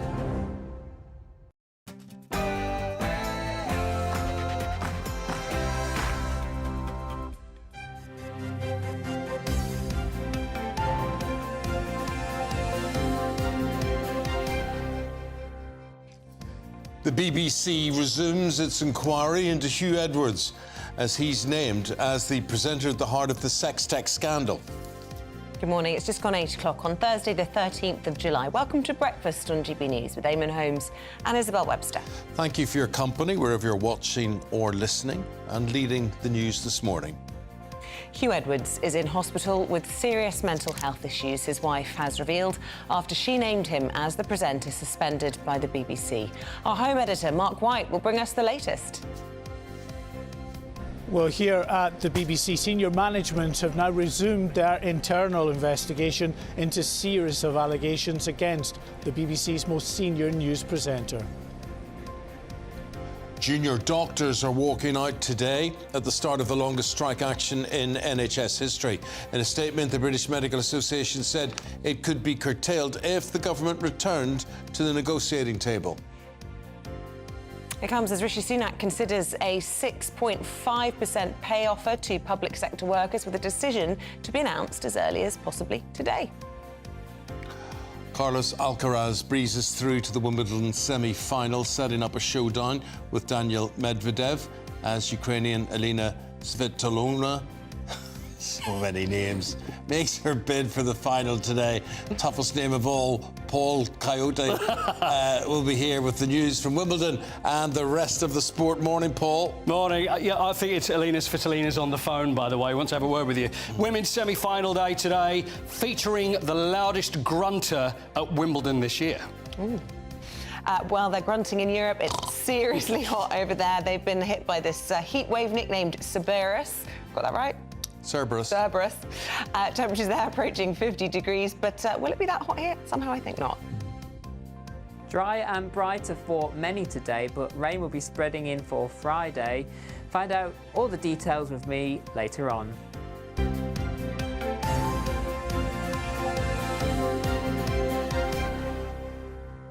Greg, our top story on this Thursday morning, more on the BBC, and it's resumed its inquiry into Huw Edwards after police confirmed they're not pursuing action against him. Well, it follows that statement by his wife, Vicky Flynn, yesterday evening, naming him as the suspended presenter and revealing that he is now being treated in hospital for severe and serious mental health issues. So there is a BBC investigation, and if it uncovers new allegations with claims he sent inappropriate messages to staff members that left them feeling uncomfortable. Well, earlier we spoke to criminal lawyer Nick Freeman, who told us that during its investigation, the BBC has a duty of care to its staff. Serious complaint was made, as I understand it, against Huw Edwards. They didn't speak to him for 7 weeks. What they should have done is obviously spoken to him straight away, certainly to make him aware that this allegation had been made, because he might have said yay or nay at that point, and it would have affected things enormously. When they made their announcement that a BBC employee, a BBC person had been suspended, they should have simply said a BBC person or a BBC employee. But what they did was they suggested it was somebody extremely high profile, which basically enabled people by the process of elimination to find out who it was. And this has caused huge problems for other presenters and broadcasters. And of course, the BBC owes a duty of care not just to Huw Edwards, but for other very well-known presenters. Well, Mark White is at Broadcasting House for us this morning. Good morning to you, Mark. Look, as we've been hearing, the BBC reopening their investigation, but there are questions for them to answer as well. Yes, there's no doubt. That initial complaint that was made to the BBC was on the 18th of May by family members of an individual who, it turns out, the Sun alleged when they splashed last Friday, I should say, with the story that this individual was paid money by Huw Edwards to send explicit pictures of themselves. Now, the Sun say that they ended up publishing this story because of frustrated family members who launched that official complaint on the 18th of May. There was, according to the BBC themselves, an email sent out to them the next day, at which the BBC said they got no reply, but then waited 2.5 weeks before trying to make a telephone call to this family member, this complainant.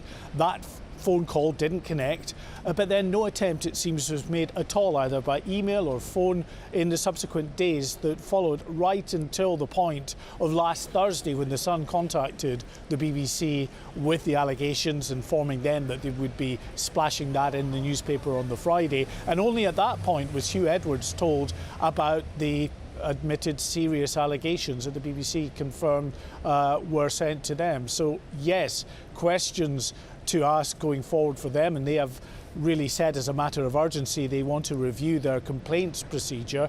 But on top of that is the internal investigation that they are now freed up to continue their investigation on, and that is not just this original complaint made on the 18th of May, but a number of fresh allegations, the latest of which, of course, coming from their own news division last night, when Newsnight reported that there were other people, former and present BBC staff, alleging inappropriate contact from Huw Edwards.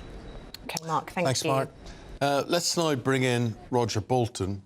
Roger was a former top man at the BBC, a former executive, and he presented programmes for them as well. Good to see you, Roger, this morning.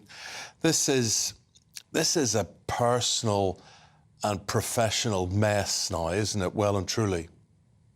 Well, it is, and there are two families at the heart of this, which are obviously in distress at the moment. Huw Edwards' family, of course, and his children, but of course the family of the original complainant, which is clearly there's estrangement going on in that family, and there's a great unhappiness there. You didn't mention, by the way, I don't think you mentioned that the young person involved in that family, original family, issued a statement through solicitors, or solicitors on his behalf, saying that the allegations made in the Sun are rubbish. And before we talk about the BBC's problems, this started with the Sun. The Sun kept telling the BBC to publish details, but wouldn't publish the details itself. So we don't know. Presumably the Sun has got photographs. We don't know. You could show those blurring out things. Presumably, they have got details of the bank accounts. Have they? We don't know. The Sun has been very reluctant to put out the details in this case. Its editor hasn't been up for interview. So all the pressure is on the BBC, but this started with the Sun. Yeah, and I say one other thing. Yeah, one other thing about, sorry, to keep on a bit, about the complaints. The BBC gets about 250 complaints it's dealing with at one time, full of, social media is just appalling. Now, when do you tell the people involved or not? I don't know if the BBC got it right. I'm just saying this is very difficult. Well, yeah, on the Sun, my understanding is they don't have to show the public the evidence if they believe there to have been inappropriate behaviour, particularly around pictures with a minor. They only had to show it to the police, and as we know, the police believe that there has been no criminal activity or criminality. So one can only interpret that as saying their evidence was pretty flimsy. And we've seen a number of former editors at the Sun saying that they actually probably wouldn't have gone with the story. Well, it may be flimsy, maybe not, and I don't want to rush to judgment about the Sun. I just say it's extraordinary that, when they've done stories in the past in this way, the evidence, and you can blank think, is there. The other thing I would say about, if I may, about these latest alleged allegations coming with the BBC, I understand there are about 3 of them. So we've got to be very careful about this, of course, because Huw Edwards can't reply to this. And when it comes to sort of, how can I put this, sexual politics, there's a vast difference between aging older people, like me, for example, whatever, and young women in particular, say in their 20s, have very different views about what constitutes uncomfortable things. But throughout the country, it's the same. I come from the very north of England, and everybody calls everybody love. I go on holiday in Devon, and they say to me, hello, my lovely. If I was to call a person I work with in a BBC newsroom, a young girl, my lovely, what's going to happen? I mean, so I think, again, with these latest so-called allegations, we must be very careful. In fact, I wonder whether Newsnight should have broadcast those when it can't get any sort of response from Huw Edwards at this point. By the way, I should say, who is not a friend of mine, I don't really know him at all, but I just think that in this instance, give the information to the BBC, let them report. Now, let us scrutinize. The BBC has absolute obligation to come public on all of this, but it doesn't have to do it now. It should do it when it completes its inquiries, in which case everything should be made public and we should be able to examine things to be done. But I think the worst probably you can say about the BBC at this moment is it didn't move initially quick enough. The moment the DG thought about this, he went in like he does. He's an adaptive fella. So I don't think it's a great BBC scandal. I think this is a real tragedy for a significant number of people. Yeah, I don't think too many people would disagree with you on that. I mean, in your career at the BBC, you've seen it all. You've seen it. I mean, you ran nationwide, and Frank Both was an anchor there, an incredibly competent anchor, and eventually his career ended through a sexual scandal. So I would just ask you. Sorry. So forgive me, that's true. He's not only competent; he was outstanding. He was probably the face, one of the main faces of the BBC 34 years ago, something like that, and. I worked with him as his editor. I had no idea that something 10 years after I worked with him, he went into a brothel dressed as a woman and took cocaine. I mean, I talked to him afterwards, a little while after he's dead now, and he said, I knew I wasn't as nice as people thought I was. And he said, I think my subconscious or something, I just had to break this. Do you think... We don't know, these things. Do you think there's a debate to be had, perhaps once the dust has settled, and certainly probably once Huw is better, but a debate to be had about the standards we accept from people in the public eye and whether or not perhaps we're asking too much of people in this modern day and age to be, perfect?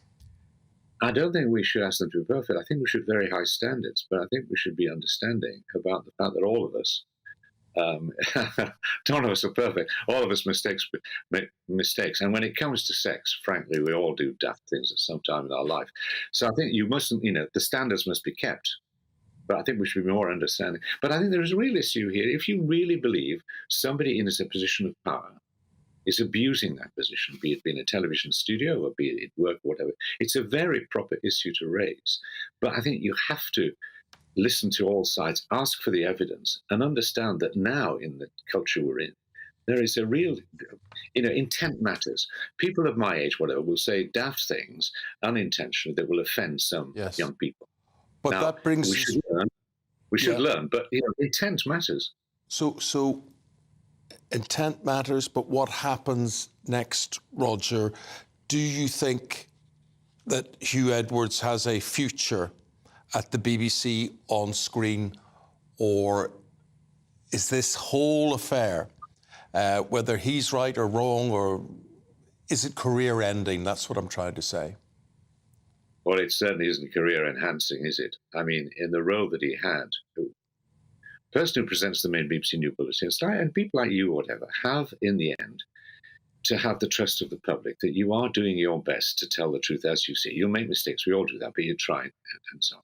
Anybody who looks at Huw in future presenting, say, the news programme, will not be able to get certain stories out of them. So I would think it's extremely unlikely that he could go back to that. But it may be possible. You know, we don't know all the circumstances. For example, if he were to make documentaries. Oh. Gosh, well, it sort of sounded like he was spelling the end for Huw, possibly, but certainly the end for Roger Bolton, a former big dog within the BBC. Let us know your thoughts at home about this issue. GBViews at gbnews.com. Yeah, what I like about Roger Bolton is he's very calm, he's very considered in what he says, he's very balanced in what he said there. So your views are very welcome on this whole... He was my boss once upon a time. Sorry? He was my boss once upon a time, so that's quite weird doing that interview for me. He probably doesn't remember me. It was one of many. But Where was he your boss? I was at the BBC in the West Country, and then I was on the news desk in London doing all the main outputs. Yeah. So that was... Well, he's been there, he's done it, he's got the T-shirt. He was there when Frank Both was at his height as well, and then Frank Both's demise. GBViews, gbnews.com. Now, junior doctors in England have just begun. They're an hour and a quarter into the longest single period of industrial action in NHS history. 5-day strike. Result of this strike action, they're having to pay £200 an hour to the consultants to cover our shifts effectively. And you're telling me that they can't pay us a 35% rise, which is, for me, is just going to be £25 an hour, which is a massive drop from £200 an hour, which they're taking just to cover the consultant fees to do by not a consultant's job, a junior doctor. A junior doctor. The other thing I would do, if I was in your union or high up in your union, I would have that phrase eliminated, junior doctor. The idea, I mean, you're a mature woman, you've many years education behind you, whatever, and to actually use that term junior, do you not think it's demeaning? 100%, because it classifies lots of different levels of doctors, and I think people think of a junior doctor as a rookie. I've been called that myself, when actually junior doctors are doing pretty much all the groundwork. We're pretty much preparing the plate, giving it to the consultant to make the final decision, and a lot of times we're making the decisions as well. Overnight shifts, for example, I hold a whole department to myself. Well, we can cross now to the Queen Elizabeth Hospital in Birmingham. Our reporter Jack Carson is there. Are many doctors out on the picket line this morning?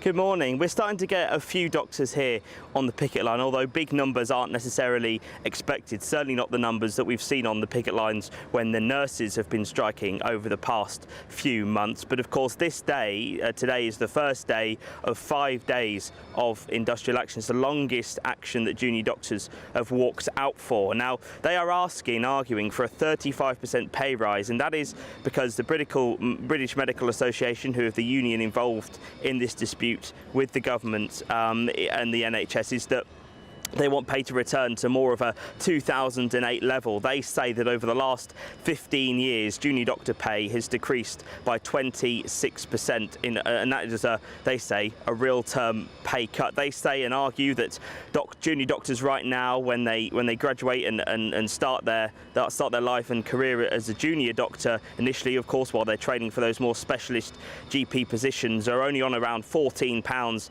an hour. They say that should be more like £19. But of course, Steve Barclay, the Health Secretary, said because of this 5-day action, that has collapsed negotiations that had been taking place. There's been lots of talk between the unions, the NHS and the government over the last few months of how to resolve this dispute, but the British Medical Association and one of their leaders, Dr. Robert Lawrenson, said actually that if they're comparing it to Scotland, essentially, that Steve Barclay saying that the government can't negotiate while strike action on is untrue. And actually, when you look to Scotland, they've been negotiating while the strike action has been taking place, and that there is now an offer on the table in Scotland. So there's hope from the BMA, at least, that the government can still come to the table to try and solve this dispute even while industrial action takes place. Thank you, Jack. With the time at 17 minutes past the hour, we're going to bring you up to date with the rest of today's top stories. And big news this morning, the economy contracted in May after businesses across the country downed tools for the King's coronation. This is according to official figures. GDP declined by 0.1% for the month. That was after increasing in April, with contraction being driven by the extra bank holiday weekend for the royal occasion. The actor Kevin Spacey will take to the witness box today as the defence case in his sex offences trial begins. Prosecutors concluded their evidence against the star yesterday after a jury heard accounts from his 4 alleged victims. The 63-year-old denies the charges alleged to have been committed over a 12-year period. And NASA has released this spectacular image taken by the James Webb Telescope to mark 1 year since it began operations. The space agency's revealed the colour picture, which shows the nearest star-forming region to our own, located 390 light-years away.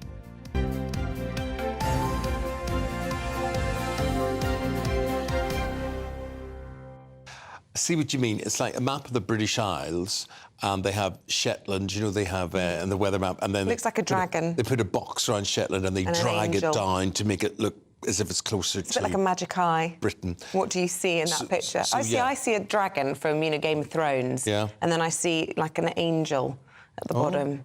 And have you been drinking this morning? Or? No, but I mean, it makes as much sense to me as what I've just said. But I mean, I don't know about you. I have a part of my brain that cannot cope with thinking about outer space. The perspective is too much for my tiny little brain. Yeah. Too vast. Okay. It's too much. Right, let's get back to the news. And as we mentioned there in the headline rundown, the defence case in the sex offences trial of Kevin Spacey is set to begin today. Well, our national reporter Theo Jacumba joins us from Southwark Crown Court. And Theo, should be quite a dramatic day in court to see an Oscar-winning actor taking the stand. Indeed. Well, the 63-year-old award-winning actor and Hollywood actor as well has previously denied 12 charges, including sexual assault, alleged to have been committed between 2001 and 2013. The last of the 4 claimants in the trial gave evidence here at Southwark Crown Court on Monday. They claim they were sexually assaulted by the US actor. He said he was afraid to go to the police because he felt he was in a David and Goliath situation. In January, though, Mr. Spacey pleaded not guilty to 3 counts of indecent assault, 3 counts of sexual assault, and 1 count of causing a person to engage in sexual activity without consent. He also previously denied 4 further charges of sexual assault, 1 count of causing a person to engage in penetrative sexual activity without consent. Although he was US citizen, he lived within the UK in the 1990s and 2000s for some time.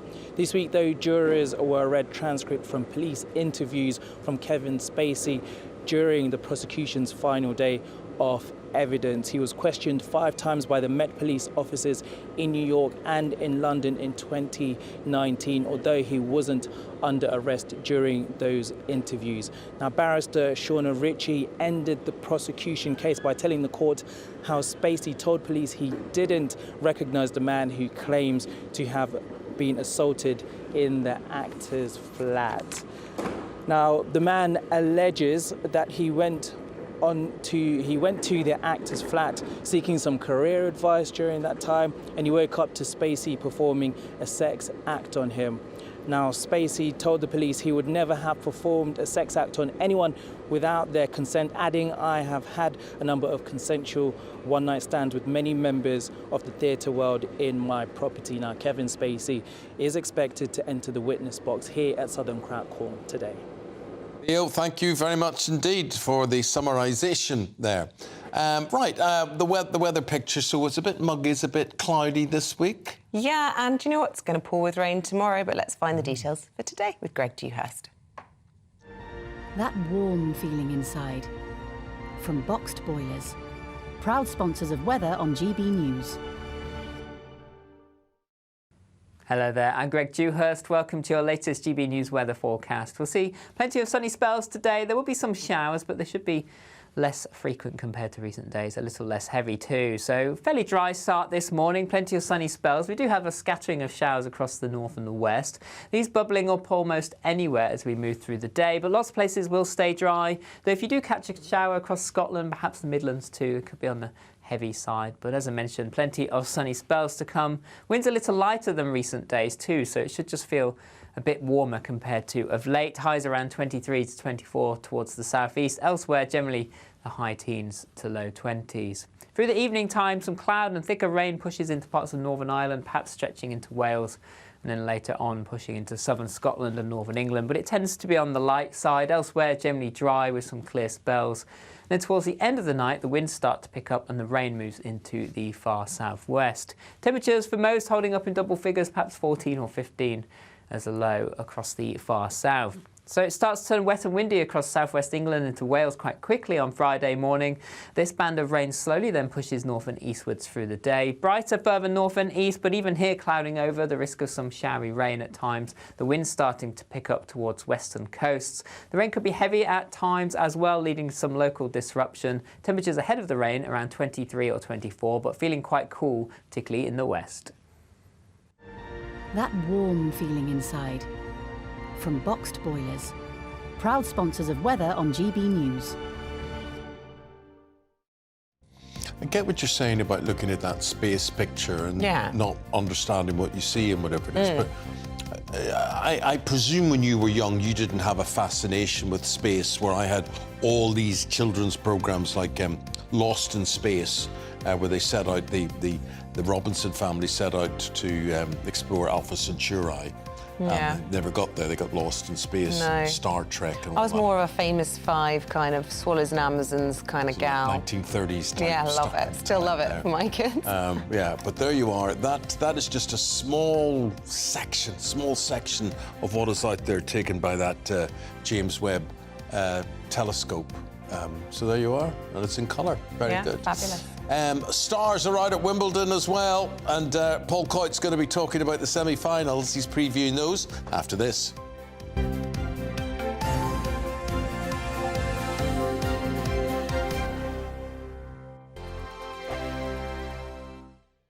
The Live Desk with me, Mark Longhurst. And me, Pip Thompson. It's here Monday to Friday on GB News. From midday, we'll bring you the news as it breaks, whenever it's happening and wherever it's happening, from across the UK and around the world. Refreshing, feisty, but with a bit of fun too. If it matters to you, we'll have it covered on TV, radio and online. Join the Live Desk on GB News, the People's Channel, Britain's news channel.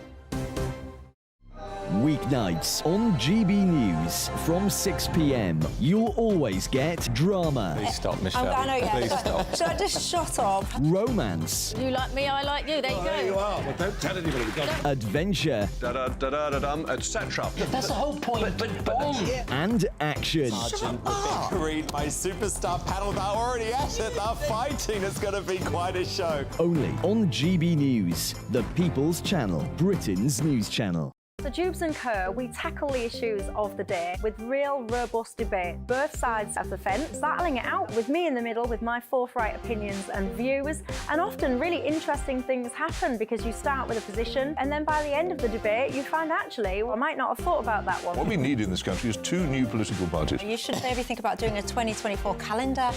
I'm Michelle Dewberry and I'm keeping you company right through until 7 o'clock this evening. GB News, the People's Channel, Britain's watching.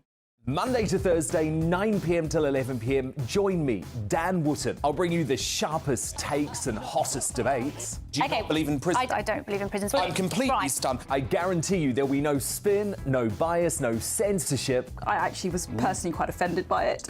And no reason to go to bed. So I guess they've always been quite woke. That's Dan Wootton tonight on TV, radio and online. Monday to Thursday from 9 p.m. till 11 p.m. on GB News. The People's Channel, Britain's news channel. In a world of dull and predictable radio and TV shows. Oh, hi. On Mark Dolan tonight, we've got big guests. We drill into the big stories of the day. The show adds up to a brilliant listening and viewing experience. Mark Dolan Tonight is the most entertaining current affairs show ever, and that's a fact. That's Mark Dolan Tonight, Friday, Saturday and Sunday from 9. only on GB News, Britain's news channel.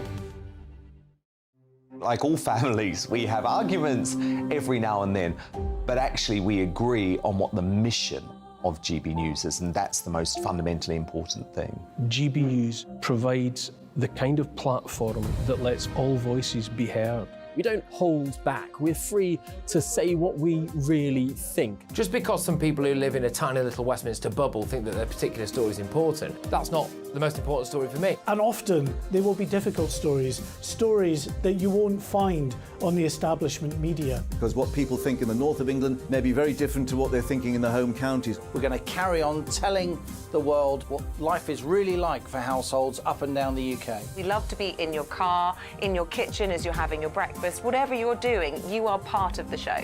If it matters to you, it matters to us. Britain's watching. Britain's watching. Britain's watching. We're proud to be GB News, The People's Channel. Britain's news channel.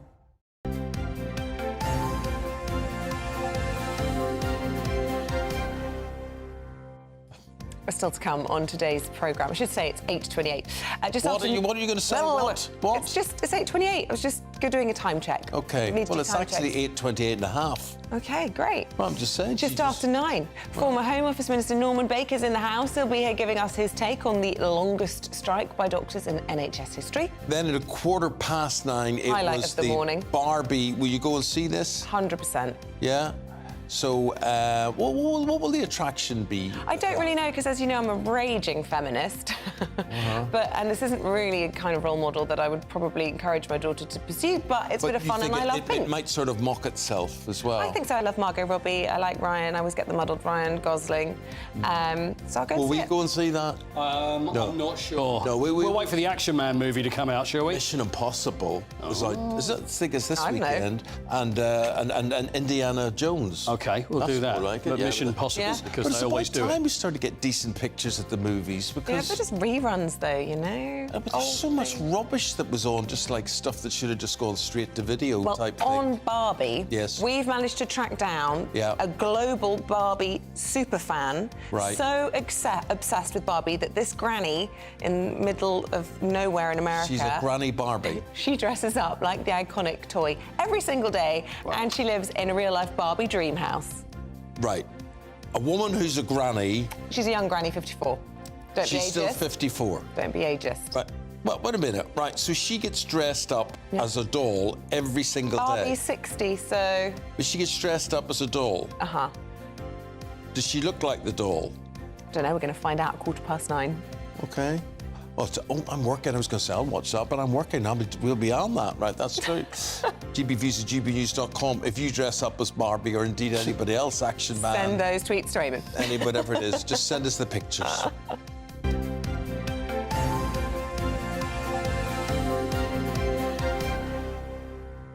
The back pages, a lot of football news and things there. Harry Kane, there's a pun on the German, he's not going to Bayern Munich now.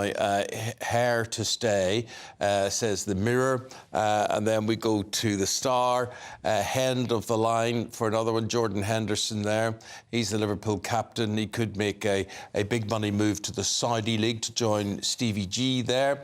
And in the Sun, Manchester United's keeper standoff dragging on, as Inter Milan demand 51 million to sell this guy Onana, who is a very, very good goalkeeper, I hear. He is a good goalkeeper. Can I just ask you a quick question? What? When you did about time check, I'm sorry to go back, but my granddad always used to say 5 and 20 past. Yes. That's the only time it would be turn around. So if Yes. it was 25 past 8, it'd be 5 and 20 past. Is that... nobody does that? Nobody does that. I've never heard that before. Yeah. But I do like that. Do you know Freddie Gray, when he stood in for you once, because we were desperate, we didn't have anybody else, the time checks were his absolute favourite, weren't they, Freddie? I know he was watching in the green room. He was like, time check?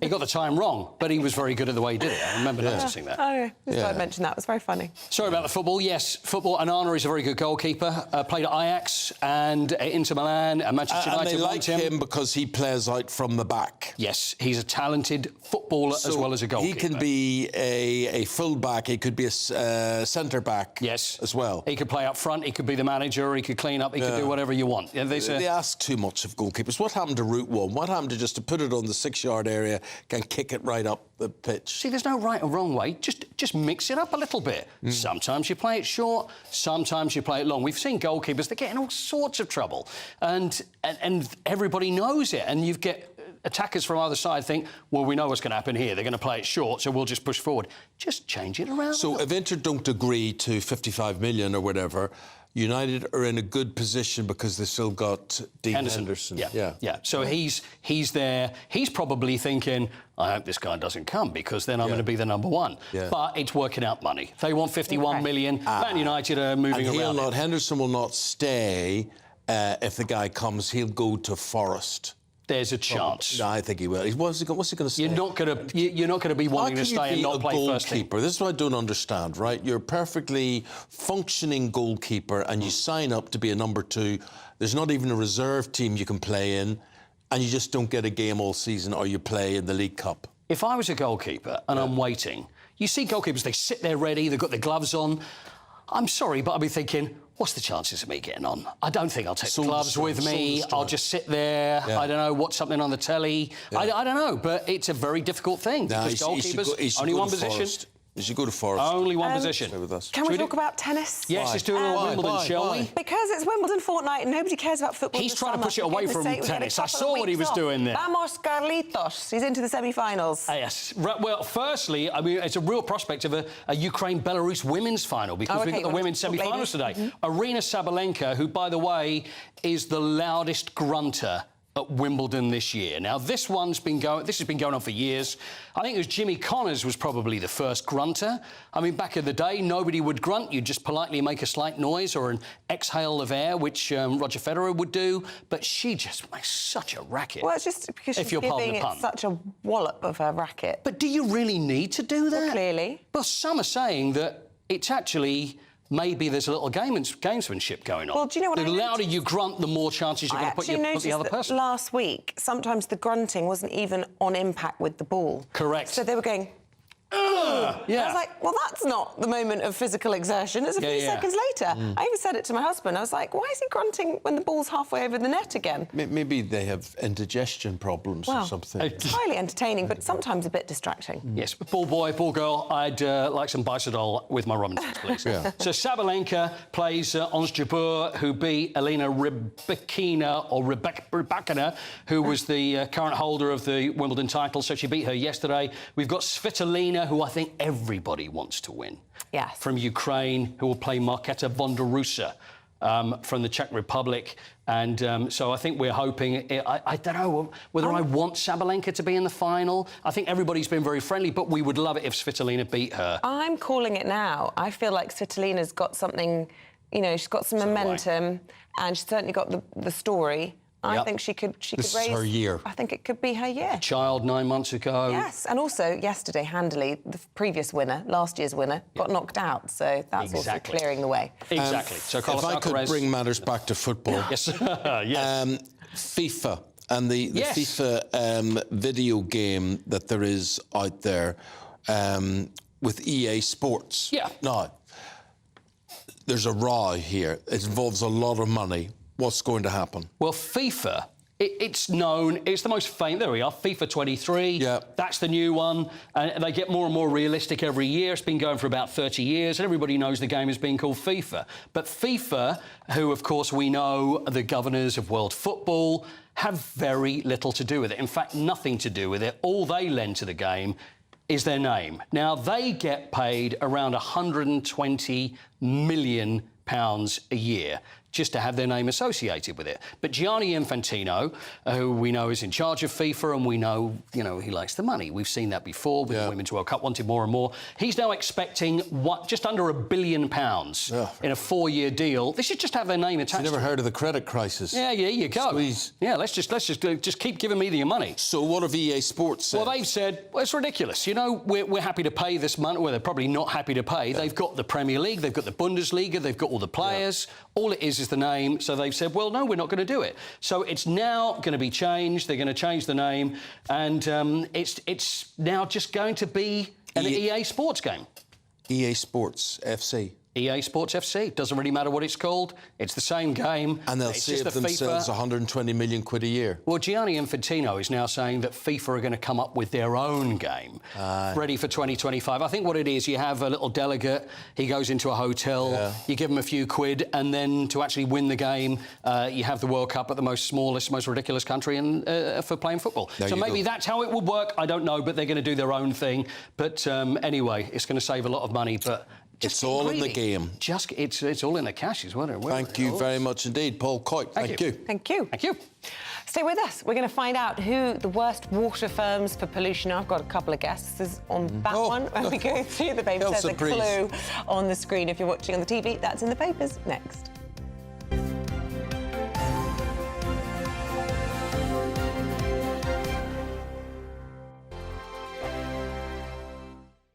What you get for breakfast is something that, if we do our jobs right, you will wake up to news that you didn't know the night before. It's a conversation. It's not just me and Eamonn. We want to get to know you, and we want you to get to know us. From 6, it's Breakfast with Eamonn and Isabel. Monday to Thursdays on GB News. Britain's news channel. Westminster is going around in ever-decreasing circles, followed by the media. Britain is broken. How on earth did we get into this mess? But more importantly, how do we get out of it? Join me at 7 p.m, Mondays to Thursdays on Farage, here on GB News. We will have open, rational debate.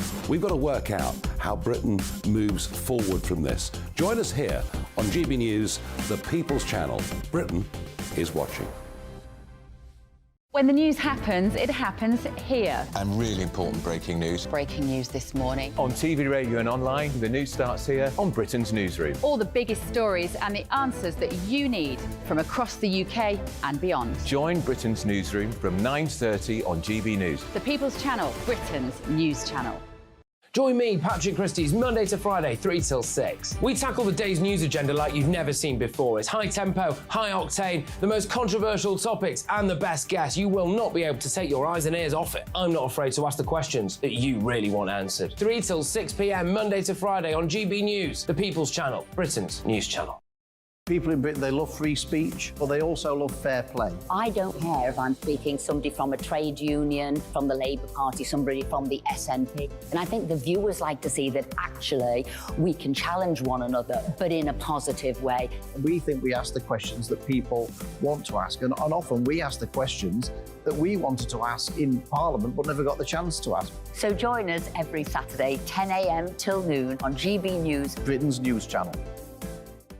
Hi, I'm Dan Wootton. You can watch me live on GB News Monday to Thursday from 9 p.m. And did you know that you can also watch and listen live on our website, gbnews.com? You'll always be up to date on the latest breaking news, as well as enjoying the best stories, opinions and shows. You can even join the debate under our live player as you're watching. So head straight to gbnews.com on TV, radio and online. GB News, Britain's news channel. It's all about family, being in people's living rooms, all the interaction and getting to know who our viewers and listeners are. When I was young, my dad used to say, "Nana, stop arguing." I wanted an outlet that would enable me to give my opinion. People are going through a really hard time right now, and I know that you don't feel like you're being listened to by the establishment. I came to GB News because it's the People's Channel, and I want the audience to have their say on the events of the day. We're dynamic. We do something different. Democracy shows that the wisdom of the nation is in its people. I get to travel to find out what the story is from a personal perspective. The British people aren't fools. We know when we're not being told the full story. We've got to work out how Britain moves forward from this. Is the best country in the world. The establishment had their chance. Now we're here to represent your views. Britain's watching. Britain's watching. Britain's watching. We're proud to be GB News, The People's Channel, Britain's news channel.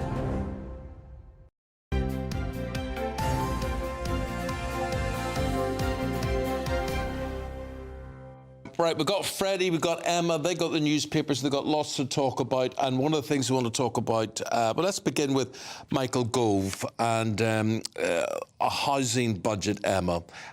He's got a lot of money. He's got a lot of money here. He's got nearly £2 billion. What's he going to do with it to tackle the housing crisis? Well, it turns out he's going to do exactly and precisely nothing. He has given that money back to the Treasury because they can't find any projects to spend it on. Are you joking? Are you joking me? I wish I were. Well, hang on. He's tried. I mean, he really has tried, and he's been met with backbench resistance because of what we talk about on this programme as being NIMBYism. This is specific money for the homelessness budget. Oh, right. So it's not simply about house building. There are plenty of ways that you can invest in taking people off the streets. We did it during COVID. It is doable. There was a point towards the end of the 2010s when we nearly ended street homelessness, and now it's back and we see it all the time. I'm delighted you're saying that, because when Prince William talked about this ending homelessness, I thought, well, that's a lovely, beautiful sentiment, but that'll never happen. No. But you're actually saying that the William dream now could be achievable. Ending street homelessness is absolutely achievable, and it's not even like that complicated. It is quite easy to do.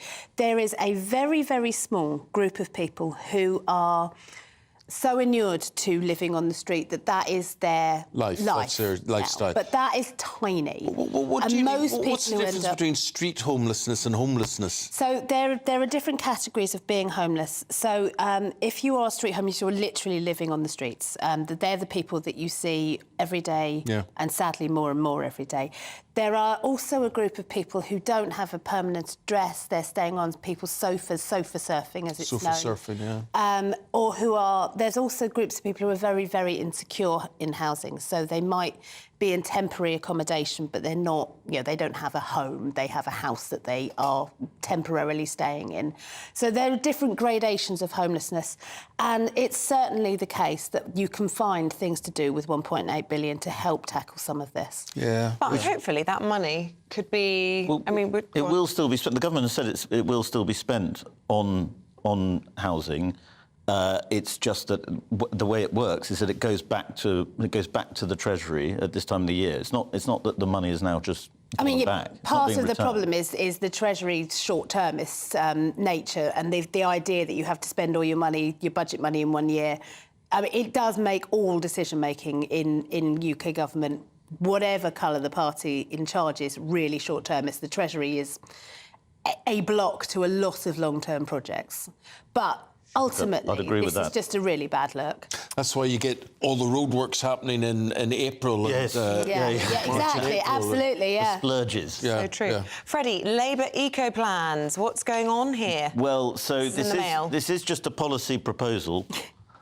We should say, but the Mail have gone with it. That laws that the police use to stop protesters disrupting events, but stop and search sort of stuff, could be torn up by Labour, according to a proposal that's being put forward by party policy chiefs. Not chiefs. Sorry, party policy, people drawing up the policies. People who are members of the National Policy Forum, which includes, so lots and lots of people can put forward policies to the National Policy Forum. It's how democratic party system works.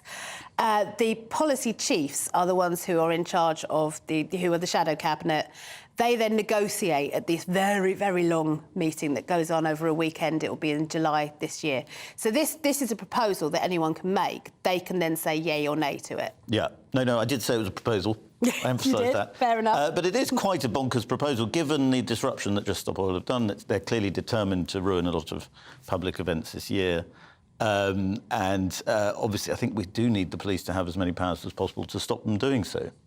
Although the real reason I want to talk about this story was I wanted to mention the guy on the stag do last weekend. Oh, yeah, that was... Have we all seen that? I don't have to explain it. Eamonn, have you seen it? What's that? I'll say it so that in case the viewers didn't see it. So someone was on a stag do last weekend and he went to Formula 1 with his friends and they put him in a Just Stop Oil T-shirt. And so the police stopped him. They stopped him every 5 minutes. Of course. I mean, I don't normally like stag weekend humour, but I thought that was quite fun. That was high end. Very good. I mean, the last thing I'll say on this is it's a proposal in July. I don't think it'll be policy in August. No. OK. The water firms, the worst for serious pollution. The Times is naming and shaming those, Emma. Yeah, well, it's in the Environment Agency, actually. This is a government agency report which has said that Anglia and Thames, Thames in particular, is having a great year. They are responsible for 50% of all the major polluting incidents that have happened in the UK water system. I mean, just the whole thing, it's just indicative. Yet another day, another terrible story about our water, very, very broken water system. And Thames Water, I think they're still trying to find a buyer. They may have one, but it's all in negotiation. I can't imagine this is the headline they'll be particularly looking for, but I don't believe that they deserve good headlines. I spoke to someone last week of Jen, who said, I said, how's it going? Must be a difficult time. He said, no, it's great now, because all anyone's talking about is Ofwat. Yeah. The water regulator is the one that's really in the line of fire at the moment. But that's just indicative, isn't it, of how all of these systems, these privatised utilities, have become broken, creaking monopoly institutions, and we are we seem to be stuck in a spiral. I definitely think it's been a terrible, terrible advert for privatisation of utilities and, as you say, monopolies. I don't think you can really defend it. No, I'm not going to disagree with that. Nadine Dorries, can we defend her? The Guardian reporting this, but it's in lots of the papers. She's in trouble. She's been reported to the Speaker of the House over forceful emails when the whole peerage... Forceful? Forceful, yes. Well, so... What does that mean? I think Nadine... Well, that's, I think, the key point, Eamonn, is that I think Nadine Dorries obviously has been slightly tantrumy about this peerage, and it's not a good look, as people say. But this story is in The Guardian, it's elsewhere too. It does feel a lot like civil service briefing, because you just get the word forceful. You don't get what she actually said. You don't get whether she threatened someone, which is sort of the implication. And you have civil servants sort of saying it was a bullying tone. And whenever I hear the word civil servants and bullying now, I raise my eyebrows slightly, because we've had a lot of these stories. And you never quite get to the bottom of what it was, and it often involves Simon Case, the Cabinet Secretary, and people suspect that he sort of orchestrates these stories against people he hates, and obviously lots of people hate Nadine Dorries.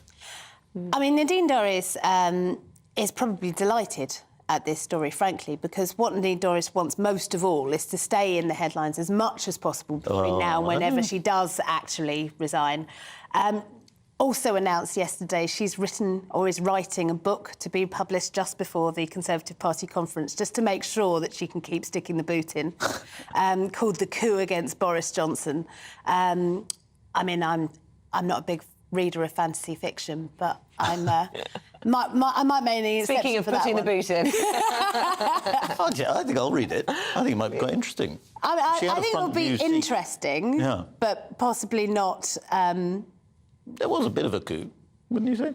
I mean, he was ousted. I mean, that's the technical definition, I suppose, of a political coup. But I'm not entirely sure that my take on whether that was the right thing or not, or what motivated that, would be the same as Nadine Dorries. No, quite. Okay. Let's go back in time to the 1970s. Leslie Van Hulten, been in prison for 50 years for what? She was one of the Charles Manson cult. She was one of the murderers. She wasn't, I believe, the murderer of Sharon Tate. It was the murders that happened the next evening. And then they were all arrested after that. And she has been in prison for 50 years for this. She's now in her 70s. She was very young. She was 19? She was 19 when it happened, and she's now being let out on parole, which is obviously controversial because it's a very high-profile killing. Manson was never there at the scene of any of those murders. No, but he did die in jail, I believe, in 2017, because he was clearly the Svengali behind the whole thing. She's done 50 years. So I think part of the problem with these things is your immediate response, because you know how gruesome and violent and horrific and terrifying the crime was, is, oh, my God, and they should never get out. But if we have term limits for such things, if she has proved to a parole board that she is no longer a threat to the public, then I think she probably does have a right to live out the last few years of her life. Even aside from the debate about that, just imagine going into jail age 19... in the 70s, and then coming out to the crazy world we live in today. Right. Yes. I mean, not being able to use money to pay for anything. And also to be in your 70s and trying to adapt to that is, I think, fascinating. Yes. I mean, social media. What would you do? Yes. You'd touch it? No. Tell us to stay off Twitter. That's all You thought jail was bad. Yeah. Can we end by talking about this picture that Eamonn and I have been enjoying / debating all morning, which is from which telescope was it now? The James Webb telescope. What are your thoughts, panel, on said picture? So beautiful. It's almost like artwork, isn't it? As if someone's painted that. I mean, it feels like speaking of the 1970s, it feels like the kind of sort of T-shirts that you'd get for a prog rock band. Yeah, absolutely. I mean, I just find all of space stuff so fascinating and inspiring, and it makes me feel both very small and very big at the same time. Non-fungible tokens, NFTs? Yeah. Same reaction. I got slightly into buying them. Oh, of course you did. Because I was told you could make lots of money doing it. I didn't. I lost money. But they all looked a bit like that. They were just sort of, sci-fi type images. Yeah. You just see NFTs. I see NFTs. I don't wonder. I'm thinking the beauty and grandeur of space, and you're trying to make a buck. I never wonder at the majesty of the universe. I just look and I see things like Klingon birds of prey hidden in there, whatever. I mean, cloaked. They'll be cloaked. Then they unveil themselves, and it's too late. There's been a Star Trek theme running through this. Every day. Yeah, you're doing the whole. Every day. Absolutely. Yes. Very long suffering. We've really enjoyed having you guys. I particularly enjoyed having you alongside me as well. You, Freddie, lots of people offended that I was cracking a joke at your expense, but we should stress we're dear friends. You're so desperate having me on every Thursday. Yes, exactly. I didn't take offence at all. I was like, terrified. Good. See you next week then. Thank you very much indeed, Freddie and Emma. Thanks so much. Let's go to Greg Dewhurst now. Greg's got the weather picture. The temperature's rising. Boxed Solar, proud sponsors of weather on GB News. Hello there, I'm Greg Dewhurst. Welcome to your latest GB News weather forecast. We'll see plenty of sunny spells today. There will be some showers, but they should be less frequent compared to recent days, a little less heavy too. So fairly dry start this morning, plenty of sunny spells. We do have a scattering of showers across the north and the west. These bubbling up almost anywhere as we move through the day, but lots of places will stay dry. Though if you do catch a shower across Scotland, perhaps the Midlands too, it could be on the heavy side. But as I mentioned, plenty of sunny spells to come. Winds a little lighter than recent days too, so it should just feel a bit warmer compared to of late. Highs around 23 to 24 towards the southeast. Elsewhere, generally the high teens to low 20s. Through the evening time, some cloud and thicker rain pushes into parts of Northern Ireland, perhaps stretching into Wales, and then later on pushing into southern Scotland and northern England. But it tends to be on the light side. Elsewhere, generally dry with some clear spells. Then towards the end of the night, the winds start to pick up and the rain moves into the far southwest. Temperatures for most holding up in double figures, perhaps 14 or 15 as a low across the far south. So it starts to turn wet and windy across southwest England into Wales quite quickly on Friday morning. This band of rain slowly then pushes north and eastwards through the day. Brighter further north and east, but even here clouding over, the risk of some showery rain at times. The wind starting to pick up towards western coasts. The rain could be heavy at times as well, leading to some local disruption. Temperatures ahead of the rain around 23 or 24, but feeling quite cool, particularly in the west. The temperature's rising. Boxed Solar, proud sponsors of weather on GB News. Thank you for your company. Please stay with us. We will have the latest on Huw Edwards, now named as the presenter in the BBC sex text scandal.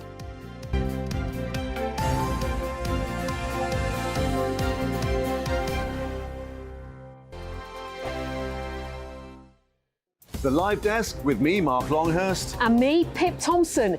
It's here Monday to Friday on GB News. From midday, we'll bring you the news as it breaks, whenever it's happening and wherever it's happening, from across the UK and around the world. Refreshing, feisty, but with a bit of fun too. If it matters to you, we'll have it covered on TV, radio and online. Join the Live Desk on GB News, the People's Channel, Britain's news channel. Weeknights on GB News from 6 p.m. You'll always get drama. Please stop, Michelle. I know, yeah. Please stop. Should I just shut up? Romance. You like me, I like you. There you go. There you are. Well, don't tell anybody.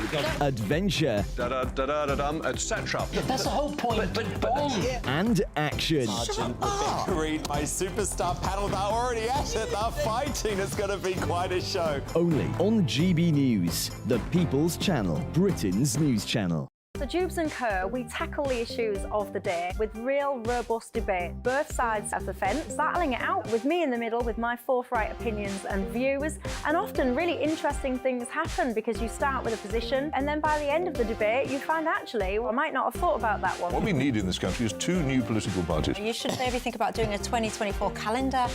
I'm Michelle Dewberry and I'm keeping you company right through until 7 o'clock this evening. GB News, the People's Channel, Britain's watching.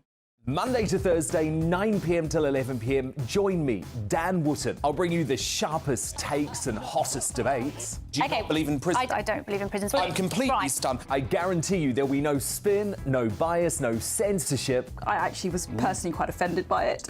And no reason to go to bed. So I guess they've always been quite woke. That's Dan Wootton tonight on TV, radio and online. Monday to Thursday from 9 p.m. till 11 p.m. on GB News. The People's Channel, Britain's news channel. In a world of dull and predictable radio and TV shows. Oh, hi. On Mark Dolan tonight, we've got big guests. We drill into the big stories of the day. The show adds up to a brilliant listening and viewing experience. Mark Dolan Tonight is the most entertaining current affairs show ever, and that's a fact. That's Mark Dolan Tonight, Friday, Saturday and Sunday from 9. Only on GB News, Britain's news channel. Like all families, we have arguments every now and then, but actually we agree on what the mission of GB News is, and that's the most fundamentally important thing. GB News provides the kind of platform that lets all voices be heard. We don't hold back. We're free to say what we really think. Just because some people who live in a tiny little Westminster bubble think that their particular story is important, that's not the most important story for me. And often they will be difficult stories, stories that you won't find on the establishment media. Because what people think in the north of England may be very different to what they're thinking in their home counties. We're going to carry on telling the world what life is really like for households up and down the UK. We love to be in your car, in your kitchen as you're having your breakfast. Whatever you're doing, you are part of the show. If it matters to you, it matters to us. Britain's watching. Britain's watching. Britain's watching. We're proud to be GB News, the People's Channel, Britain's news channel.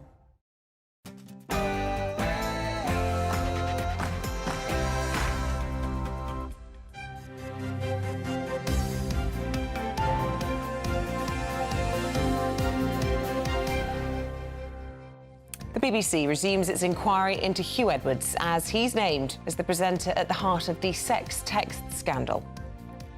Hello there, very good morning to you. It is 30 seconds before 9 o'clock on this Thursday, the 13th of July. You're tuned into, you're watching, you're listening and online. We are Breakfast on GB News. Eamonn, Holmes and Isabel, Webster. Here's what's leading the news this morning. Huw Edwards is in hospital with serious mental health issues, his wife has revealed, after she named him as the presenter suspended by the BBC. Our home editor, Mark White, will bring us the latest.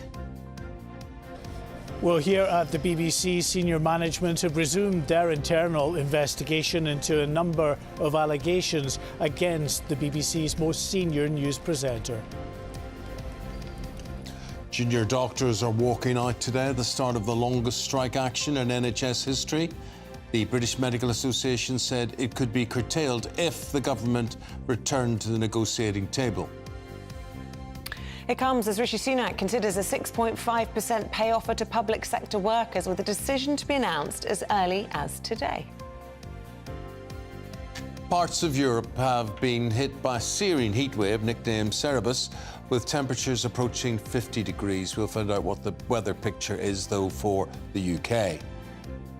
Dry and bright for many today, but rain will be spreading in for Friday. Find out all the details with me later on.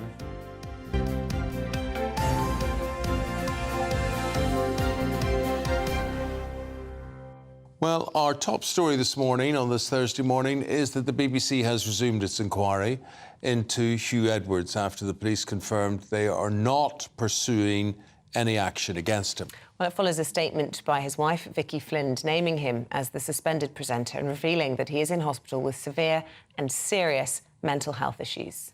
A BBC investigation has uncovered new allegations with claims Huw Edwards sent inappropriate messages to staff members that left him feeling uncomfortable. Well, earlier we spoke to the former BBC executive, Roger Bolton, who told us the corporation did not initially move quickly enough. We've got to be very careful about this, of course, because Huw Edwards can't reply to this. And when it comes to sort of, how can I put this, sexual politics, there's a vast difference between ageing older people, like me, for example, whatever, and young women in particular, say in their 20s, have very different views about what constitutes uncomfortable things. But throughout the country, it's the same. I come from the very north of England, and everybody calls everybody love. I go on holiday in Devon, and they say to me, hello, my lovely. If I was to call a person I work with in a BBC newsroom, a young girl, my lovely, what's going to happen?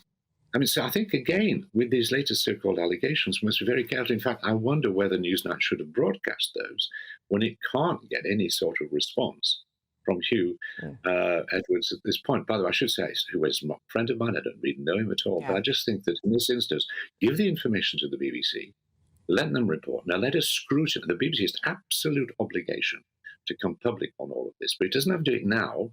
It should do it when it completes its inquiries, in which case everything should be made public and we should be able to examine things to be done. But I think the worst probably you can say about the BBC at this moment is it didn't move initially quick enough. Well, Mark White is at Broadcasting House for us this morning. And Mark, as we heard from Roger there, the BBC can take their time now to get to the bottom of any of these new allegations. And then in due course, once presumably Huw Edwards has had a chance to respond, we can understand a bit more about what happened. Yeah, I mean, there's a slight complicating factor given that the condition of Huw Edwards in terms of his mental health has suffered very significantly since these allegations came to light, that he has, according to his wife, been hospitalised, and he will be in hospital for the foreseeable future. So yes, the BBC internal investigation into a number of allegations can continue in the sense that they can speak to other parties involved. They can't actually speak to the man at the centre of those allegations until he is better and in a position to respond to the allegations. Of course, that is only right and proper. So it might be some time before we ever get to the point where there is a conclusion to that internal investigation. And all of the time, of course, Huw Edwards' name is now out there in the public for the first time. The media unable to report on this because of the privacy laws, but of course Huw Edwards' wife coming forward and deciding to name him in the public interest. And that might mean in itself, of course, that potentially other allegations could be made. We know that the BBC themselves, their own news division in the form of the Newsnight programme last night, were reporting on some fresh allegations from a number of former and present BBC staff members who were alleging sort of inappropriate contact from this news presenter. Thank you, Mark. Political and social commentator Norman Baker now in the studio with his take on this. Norman. I think the BBC is busy beating itself up over this matter, to be honest with you. I wish it should have shown the same determination to hold the government to account as you want to hold themselves to account over this. We know from the police that there are apparently no criminal actions being undertaken. There's no criminality involved, and therefore this is, in my view, a disciplinary matter for the BBC as to whether Huw Edwards has broken the terms of its contract by, for example, bringing the BBC into disrepute. It's not a public matter, and this feeding frenzy we've had for the last few days has been unpleasant, and we ended up with a man in hospital with serious mental health issues. So I hope those who've been pouring petrol on the flames are happy with that outcome, and in particular the Sun newspaper, because let's think about the Sun. The Sun published this story which effectively accused him of illegality, didn't name him, but effectively accused him of illegality with a 17-year-old. That's what the story effectively was. This is despite the fact that the person involved, the young man himself, denied this before the story came out and told the Sun the story was rubbish. They still went ahead and published it in that way. So you have to ask yourself why they did that. And I can give you 3 reasons, possibly. One is it sells newspapers. It's a salacious story which sells newspapers. It's not, in my view, in the public interest, because the public is interested doesn't make a matter of public interest. There are different tests. Secondly, I have to say I think it's a bit homophobic. The way this has been handled, and the Philip Schofield story before, would that have been handled the same way had it been a 20-year-old girl who'd been involved, a 20-year-old woman who'd been involved? Because as a boy or a man, it's treated differently. And thirdly, let's not forget that Rupert Murdoch and his newspaper have had a long campaign to disable the BBC in their own interest for their own media. Yeah, and Norman, look, a lot of people share your view, and there have been questions about the handling of this and the running of the story by The Sun. But what about the investigation by the BBC? Obviously, we have to give space for Huw Edwards not only to recover, but for him to answer these further allegations, because there is a suggestion, and that is in the public interest. If you have somebody in the public, you know, the face of the BBC who could, according to some of these allegations, have been abusing that position of power. He has questions to answer there, and potentially breaking lockdown rules as well when he's questioning senior members of the government, indeed the Prime Minister, for doing the same thing. There's a hypocrisy there which I would argue needs answering. Well, let's talk about the Prime Minister. He came out and said there were very serious questions to answer. How does he know? He doesn't know any more than anybody else knows.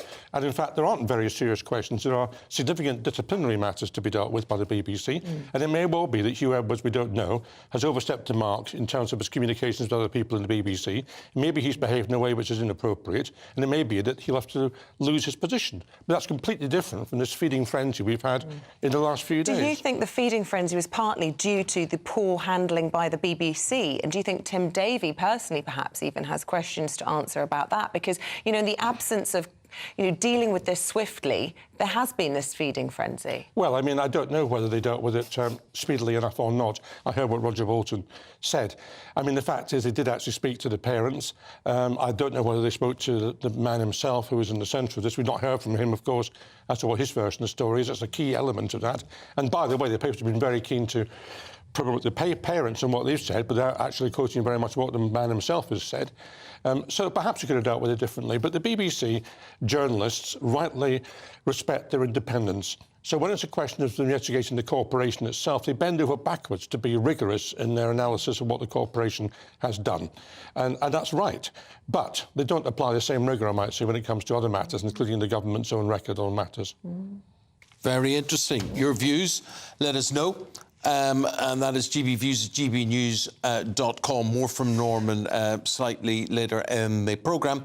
Britain's Newsroom coming up in 20 minutes' time, 9:30. Andrew and Bev, what will you guys be talking about? Can't not talk about Huw Edwards, can we? Because Bev was tweeting earlier, we've all been walking on eggshells all week because we've known exactly who it is and the allegations. And I've known him for many years. I worked with him in Westminster many years ago, and I'm sorry he is where he is at the moment.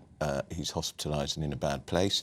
But we'll be talking about the BBC have handled it abominably, in my view, abominably. This dossier was they were first told about this 7 weeks ago.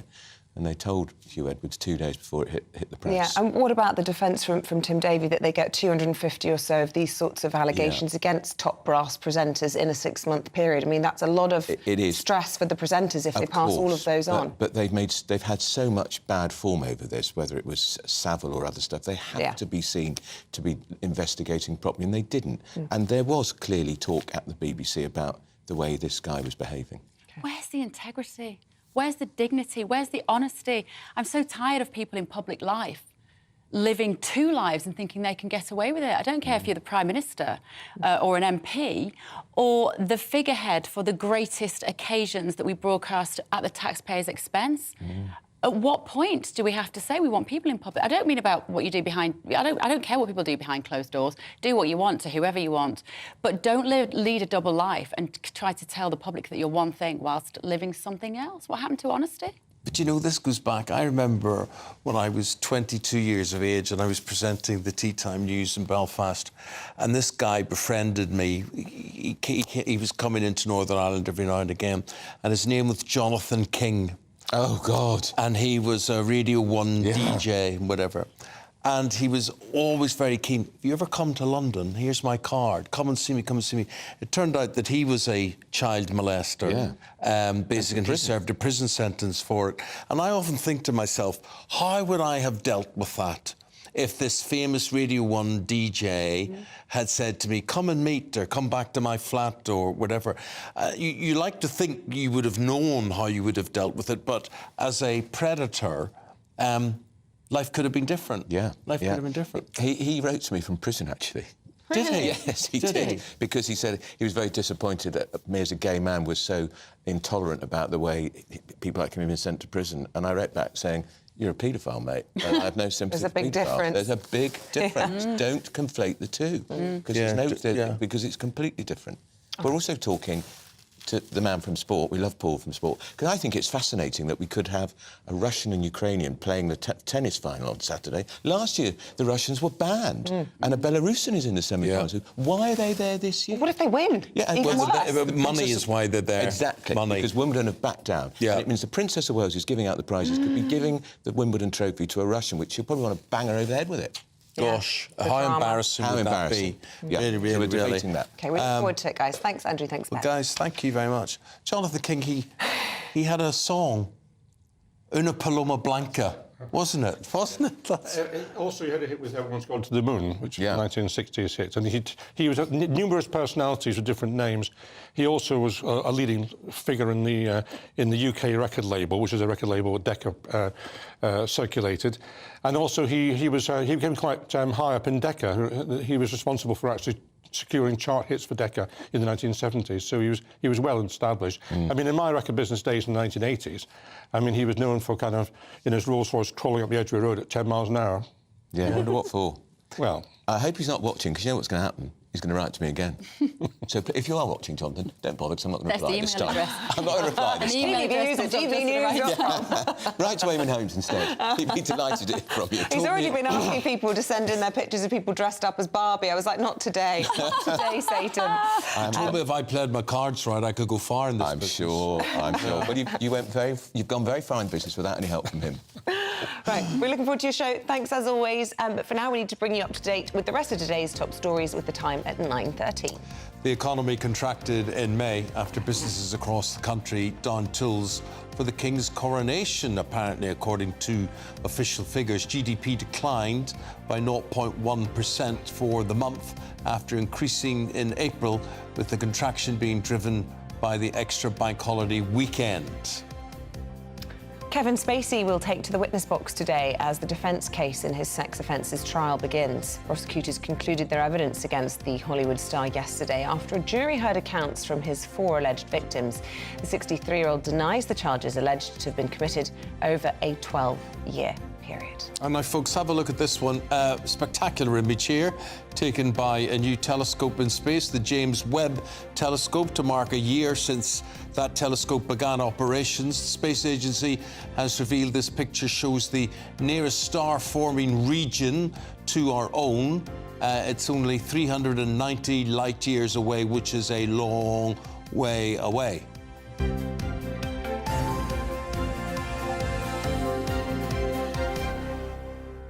I just want to get my money's worth out of Norman Baker whilst we've got you, because, of course, you've written about the royals and you've got lots of views on how much they cost. And, of course, this news this morning that the economy contracted last month and being attributed directly to the coronation of the King. I think probably most people would say that, you know, they were in favour of the bank holidays and that it was a wonderful thing to celebrate all the pomp and pageantry and history surrounding the coronation of a new monarch. Yeah. But what's your take? Well, it's not the King's fault that the economy's gone down by 0.1%, let's be clear about that. And yes, most people want to celebrate the coronation, and most people are very happy to have a bank holiday at any time for any excuse, quite frankly. They're very happy. And when there were too many bank holidays. Well, there are fewer than other countries, actually. Is that right? Yeah, other countries have more bank holidays, or whatever they call them. We don't call them bank holidays, we call them public holidays, I think. They probably get fewer professional days off through work. It probably they may well do. But, I mean, the issue here is not actually whether you want the coronation or not. The issue is that those who were promoting the coronation and were on the monarchist side of matters were telling us all in great detail how this was going to be a massive boost for the economy. And it's not a massive boost for the economy. Whether you think it's a good idea or not, it's neither here nor there. But it wasn't a boost for the economy.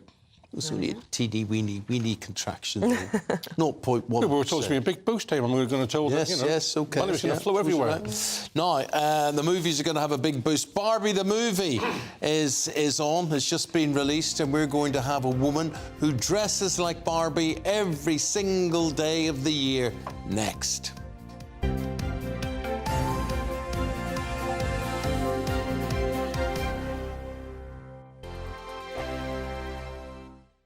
What you get for breakfast is something that, if we do our jobs right, you will wake up to news that you didn't know the night before. It's a conversation. It's not just me and Eamonn. We want to get to know you, and we want you to get to know us.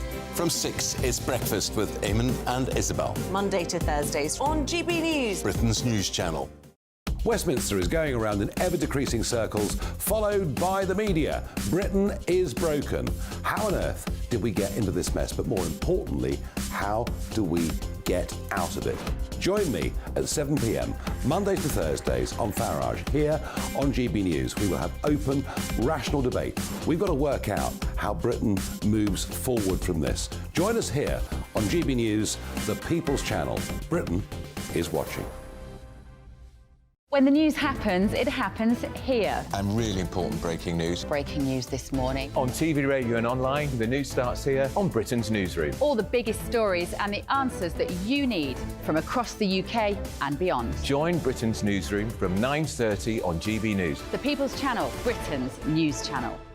Join me, Patrick Christie's, Monday to Friday, 3 till 6. We tackle the day's news agenda like you've never seen before. It's high tempo, high octane, the most controversial topics and the best guests. You will not be able to take your eyes and ears off it. I'm not afraid to ask the questions that you really want answered. 3 till 6 p.m, Monday to Friday on GB News, the People's Channel, Britain's news channel. People in Britain, they love free speech, but they also love fair play. I don't care if I'm speaking somebody from a trade union, from the Labour Party, somebody from the SNP. And I think the viewers like to see that actually we can challenge one another, but in a positive way. We think we ask the questions that people want to ask, and often we ask the questions that we wanted to ask in Parliament but never got the chance to ask. So join us every Saturday, 10 a.m. till noon on GB News, Britain's news channel. Hi, I'm Dan Wootton. You can watch me live on GB News Monday to Thursday from 9 p.m. And did you know that you can also watch and listen live on our website, gbnews.com?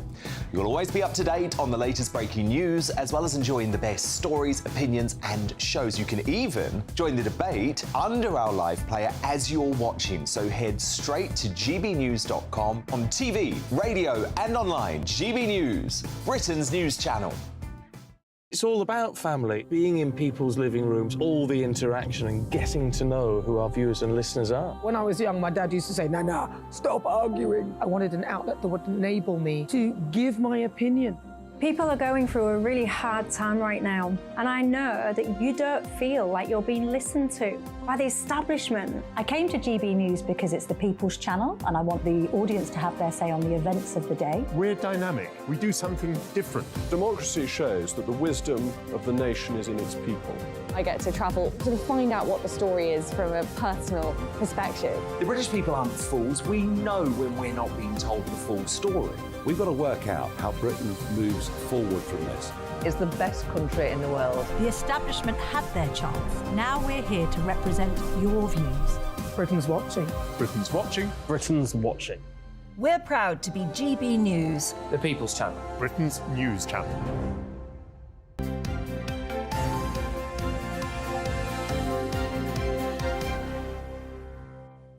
What way does the song go? I'm a Barbie girl In a Barbie world. Yeah, well, Barbie has well and truly arrived in London. There were so many fans queuing last night to see their star at the film premiere last night. Yeah, the movie hits the big screens early next week, but apparently a 54-year-old grandma from Arkansas is already trying to decide what to wear to the cinema. It'll be pink. I have a feeling it might be pink. Dana Daniels joins us. Let's meet her. Here she is, Dana Daniels. Dana, you are a real-life Barbie, yeah? I am. Yeah, now, we understand you live in a Barbie house and you dress like Barbie most days, if not every day of the week. Every day. I live in a pink house and I wear pink every single day. And you have loved Barbie ever since you were an itty bitty girl, I believe, and that love affair never really ended. Yes, you're right. I have, and I just decided to live my life and do me and not worry what anybody thinks about it. What is it about Barbie's life? Tell us, by living that life, why is it that it makes you happy? How does it fulfill you? I feel like the color pink, one, for me, is who I am inside, and to be able to express that out loud. But I think with Barbie, it's just, you can be who you want to be. You can be your authentic self. And I think everybody should embrace who they are and just be who they are without being afraid of what people are going to say about it or think about it. I haven't seen the movie yet, and I don't know if it's a bit of a kind of what we would call in this country sort of Mickey take, or sort of taking, what's the word you would describe in an American way, laughing at themselves sort of take on the film. Or, you know, do you accept any of the criticism that Barbie is a kind of outdated concept of what a woman should be? Yes, I do. And that's what I'm so excited to see what the spin is on Barbie in this movie. So I'm really excited about what's going to happen and all of that. Yeah, I agree. Like, Barbie has been like, she was kind of on the outs a little bit before this movie. So I think this movie is exciting. It's fun. Lovely. So what do your friends and your neighbours think of you and your home being pink? What's the reaction from people who know you? The neighbors are all very supportive, and they all love me, and all the little kids call me Barbie. And I always hand out pink candy at Halloween. Actually, I hand out pink candy all the time. They always come wanting pink candy. And my friends and family, they all support me, and they think I'm cute, and they just want me to be happy and live my life and be me. I believe you've turned your house into a Barbie dream house as well. And what sort of adaptations have you made? You know, how is it different from your average Arkansas home? Well, it's pink. It's pink on the outside, and then it's got a lot of pink on the inside. And I do like a few Barbie things. I don't have, like, it's not Barbie plastered everywhere. I wanted it to be more like I'm living in a Barbie house, not I just fill it full of Barbie stuff, if that makes sense. Can I just ask, is there a Ken on the scene? No Ken, no. Okay. Just a Ken. No boys allowed. I think I spotted. Dana, if you could see me, I would be your perfect Ken. Hey, I'm always on the lookout, y'all. I'm on the lookout. But We are very kind. Lovely seeing you, lovely meeting you, and you enjoy your Barbie life in your Barbie world. It's been, thank you for letting us enter into it, albeit so briefly. I love it. I understand the joy that pink brings. Thank you. Bye-bye. I can relate. Pink makes me happy too. Bye-bye. I get it. Bye. Andrew Pierce looks a bit like Ken, doesn't he? Yeah, Andrew could he's be got Ken. that mop of hair, everything else. Well, speaking of Andrew and indeed Bev, they're up next. We'll be back bright and early next week. We will. You have yourselves a good day for the rest of today. So here it is. It's Barbie. No, it's not. It's Bev. It's Bev and Andrew. And it is Britain's Newsroom. Enjoy. I was just wondering whether she had a Ken, to be fair. Yeah. No pink here. No, not today. Right, we are going to be tackling the Huw Edwards story again. We're going to be talking to a lawyer about the situation, particularly with the Sun newspaper, where does it leave them, and also a psychologist to talk about where mental health ends and bad behaviour begins. I'm going to get the update on the immigration bill. Remember to try and stop the boats. The House of Lords have savaged that. Is that idea now dead as a dodo? And tennis. Is a Russian player and a Belarusian player likely to lift the Wimbledon prize at the weekend? Why aren't they banned? They were last year. The poor old Princess of Wales, who gives out the prizes. Yeah, lots more. See you in a minute. The temperature's rising. Boxed Solar, proud sponsors of weather on GBNews. Hello there, I'm Greg Dewhurst. Welcome to your latest GB News weather forecast. We'll see plenty of sunny spells today. There will be some showers, but they should be less frequent compared to recent days, a little less heavy too. So fairly dry start this morning, plenty of sunny spells. We do have a scattering of showers across the north and the west.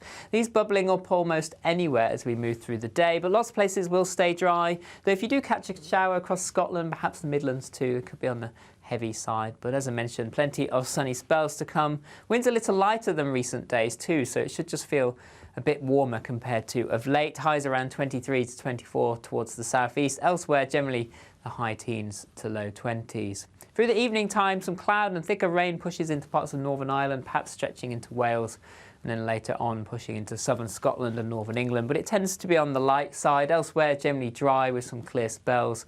Then towards the end of the night, the winds start to pick up and the rain moves into the far southwest. Temperatures for most holding up in double figures, perhaps 14 or 15 as a low across the far south. So it starts to turn wet and windy across southwest England into Wales quite quickly on Friday morning.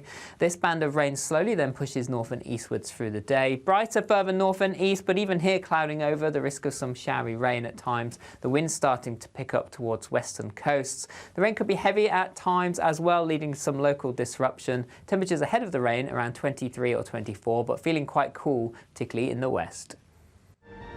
The temperature's rising. Boxed Solar, proud sponsors of weather on GB News.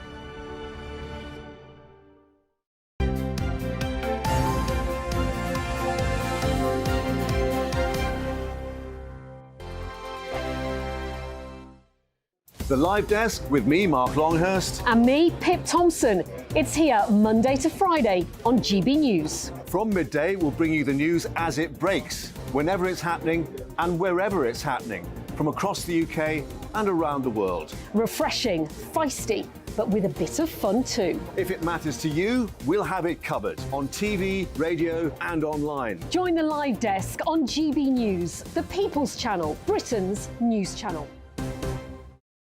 Weeknights on